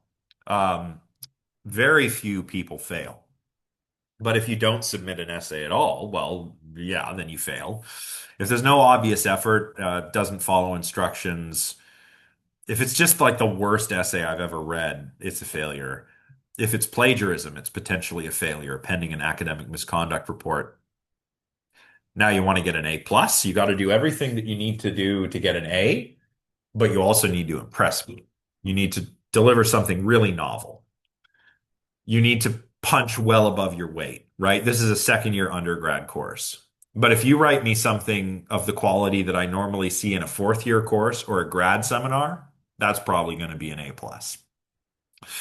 If you tell me something I've never thought of before, which, not to sort of toot my own horn too much, but I've been teaching this course a while. I've seen a lot. But if you come up with something I haven't seen before and it's good, could be an A plus, right? If I'm reading through that paper and I'm going like, yeah, and I don't have to put any comments or any corrections, and I'm just having a blast reading it, maybe I'm even learning something new, that's an A plus. And that is how I will evaluate your papers and your proposals. I will go a little bit easier on your proposals, but I will be a little bit more harsh on the papers because I will have given you feedback on your proposals, and so will our TAs. And I've given you all these instructions. So I'm a little bit easier on the proposals, a little bit tougher on the essays. Any questions?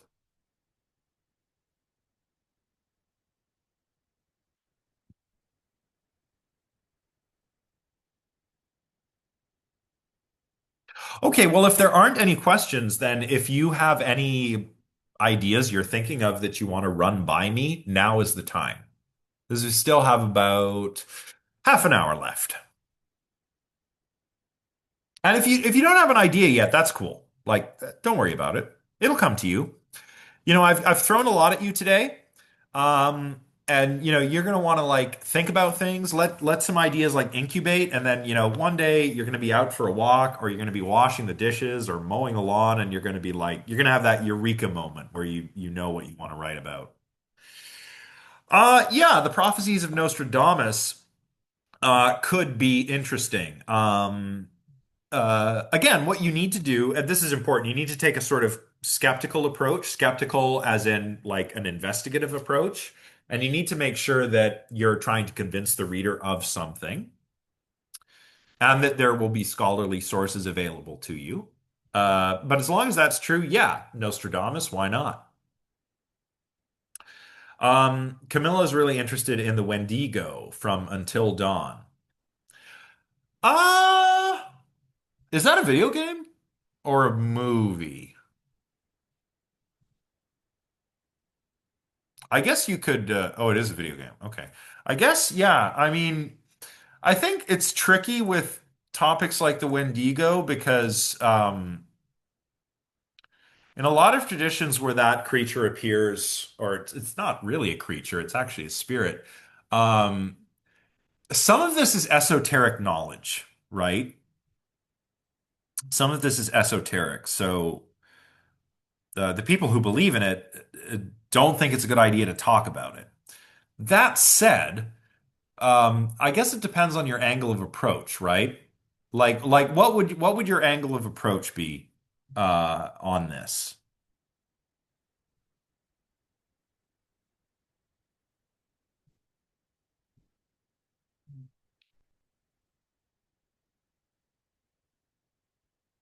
I mean, just spitballing here, but one might be that the indigenous people that believe in Wendigos probably don't want it being used like that, right?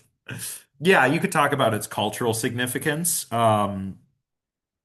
It could be tricky. Like, I'm not discouraging you from writing about it. I'm just saying it could be a bit challenging because this knowledge is because these beliefs are somewhat esoteric. They're not really shared with outsiders, so it can be difficult to do to do. Um, but I think it's possible. Yeah, like yeah, I think that would be fine. Yeah. Leo says, if we want to talk about aesthetics, can we write an essay about what makes horror movies scary? Yeah, that's a great topic. I love that. You could write it about one film or about multiple films from the genre or films from a particular era, right? It wouldn't be too much like a film studies essay because you're going to be drawing on like philosophy of mind and the other cognitive sciences to explain this stuff. You might also even draw on Freud. Like Freud, like I was saying to a student who was emailing me back and forth about Freud. I said, like, yeah, Freud, I don't think you should actually read him as a psychologist, right? You should read him as a sort of philosopher or like a literary guy. That's actually the better way, I think. And a lot of other people think. And if you're curious on how to do this, you should watch Slavoj Žižek's film, The Pervert's Guide to Cinema. And it gives you a sort of psychoanalytic analysis of various films and the themes therein. That's why you should read Freud. So, yeah, The Pervert's Guide to Cinema. Leo, if you want to talk about this topic, you might want to start by watching that film. It's not for perverts, strictly speaking, right? It's just a silly title. Um, Lena wants to talk about different types of witchcraft and how they've been interpreted by the general public, but specifically more or less accepted they are. Yeah, yeah, yeah. Okay, so like why are people yeah, so like why would people, I don't know, maybe certain segments of the population now be more accepting of Wicca like uh compared to in the past? Yeah, absolutely. Um Bell, could I do something like factors that influence? Yeah, absolutely. Yeah, that'd be a good like from a psychology or sociology or even anthropological perspective. Um, absolutely. And there's probably a lot out there. There's a lot out there that you could draw from. Holly says, "What about an analysis and critique of methodology used to study?" No, no, I think that would be great. Yeah. So um, talking about energy healers using the term metaphysics. Yeah. Yeah, yeah, yeah. Yeah, absolutely. That would be a great topic. You just want to make sure that you don't go too broad, right? You want to zero in. So you mentioned energy healers. Maybe you want to focus specifically on like energy healers, psychic surgeons, and those folks. Just because otherwise the project could kind of get away from you, because you could write whole books on this stuff, right? But absolutely, yeah, that would be a great topic. Zach says, is informal paraphrased version of explaining what I mean, but would it be acceptable to write that psi phenomena have survived as a topic because of con artists who pretend to be psychic to make money and discuss the way they pray? Yeah, yeah, like you know, you could kind of frame that by saying like, okay, so like starting out, you could review like here's the lack of evidence for these phenomena, and yet belief remains high. Why does belief remain high? I argue that it's because of the way these so-called psychics operate. How they play on human psychology together with, just basic cognitive biases that we all have, right? So yeah, that would be great. Absolutely. Holly says, okay, there's one. Who is it, Holly? Who is this person? Is it? It's not JZ Knight, is it? Okay, Carolyn Corey. I'm not familiar with them. Um, but in the chapter I had you read from Sagan, he talks about JZ Knight, who apparently channels a 30,000-year-old being called Ramtha, right? Super problematic, by the way. Like this white woman channeling this guy from the Indian subcontinent with a full-on Indian accent. Like, yeah. I think that would ring a lot more bells, in people's heads nowadays. I don't know what Carolyn Corey is up to, but yeah. Yeah, right? And that brings up another topic. You can also talk about memory recovery and false memory syndrome, which actually we'll get into when we talk about aliens and UFOs, because we're going to discuss the Hill abduction case. Yes, great. Oh, good. That's a great approach, Holly. Yeah, that's a good angle to take. Yeah, because false memory syndrome is a very real thing, right? It might explain the Hills recovered memories from being abducted by aliens, right? Because the idea is usually this is done under hypnosis, and what turns out to be the case is uh, usually it's the hypnotist who's implanting, right? This sort of seed, then in your mind kind of constructs a false memory, right?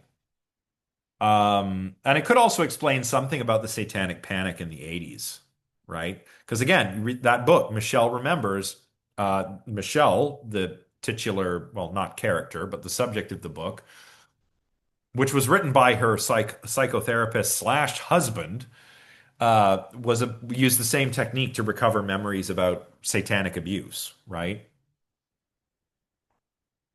Uh, That's okay. You can still blow me away by doing something spectacular with this. Like, because I don't know anything about this medium channeler person that you're talking about, right? So I could learn something about them. So yeah, still an opportunity to impress me. Camilla says another topic I was thinking of: why do people believe in ghosts? How ghost stories and media, TV shows, and channel feed into misleading beliefs of ghosts? Yeah, I think a lot of for those that believe in ghosts, I think a lot of their beliefs are actually shaped by how they are portrayed in the media. It's the same with like, we all have this kind of idea of aliens, right? As like gray humanoids with big eyes that travel in flying saucers. We think aliens might conceivably be like that, but that's only because of how they were earlier like depicted like that in early science fiction, right? So it's similarly with ghosts, right? Um, so yeah, absolutely, great topic. So it sounds like a lot of you are already thinking about some really interesting topics, and that's really great. That's really encouraging. I'm really looking forward to reading your proposals. I'm sure the teaching assistants are too. Um,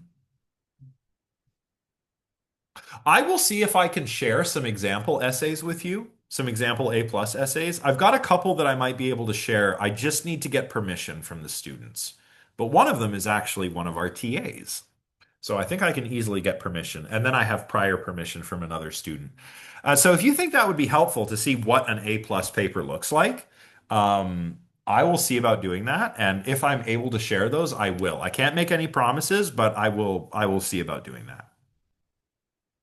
If there are no other questions, I believe that does it for today. Again, if you think of something else, any kind of question, um, whether it's about some aspect of the instructions or about what the topic you're thinking of, feel free to reach out. But I think I've said that I think I've said all I can think of today. I guess I have a question for you. Are you feeling prepared for your proposals and your essays? I mean, the essays are a ways away, but we're going to give you the feedback on your proposal, which will better prepare you for the essay. But I hope that you're all feeling prepared and confident about this assignment. Good, good, good, good. Excellent. That's what I want to hear. And you know what? If there's any way I can make things clearer, don't be afraid to reach out and let me know. Like, hey, Professor Redstone, you mumble too much. Or, hey, Professor Redstone, this slide isn't too clear. I don't know what you mean by this point on this slide. You reach out and tell me. Like, I like hearing feedback. I think that it's a really good opportunity for me to hone my craft a little bit further. So yeah, if you got any questions or concerns or anything like that, or even if you can help me help you a bit better or a bit more, then don't be shy. Okay? So I guess I'll see you all next week. We're going to start talking about ESP and PK. So that'll be fun. Remember to read Ray Hyman's paper as well. I think it's Ray Hyman's paper that I've posted, as well as the Susan Blackmore stuff. So read over that. We'll talk about ESP and PK, and then we're going to talk about mediumship and ghost hunting. So it's going to be a blast. It's going to be fun. I'll see you all next week. Um, take care of yourselves, and we'll see you soon. Bye for now. Thank you. I wasn't sure.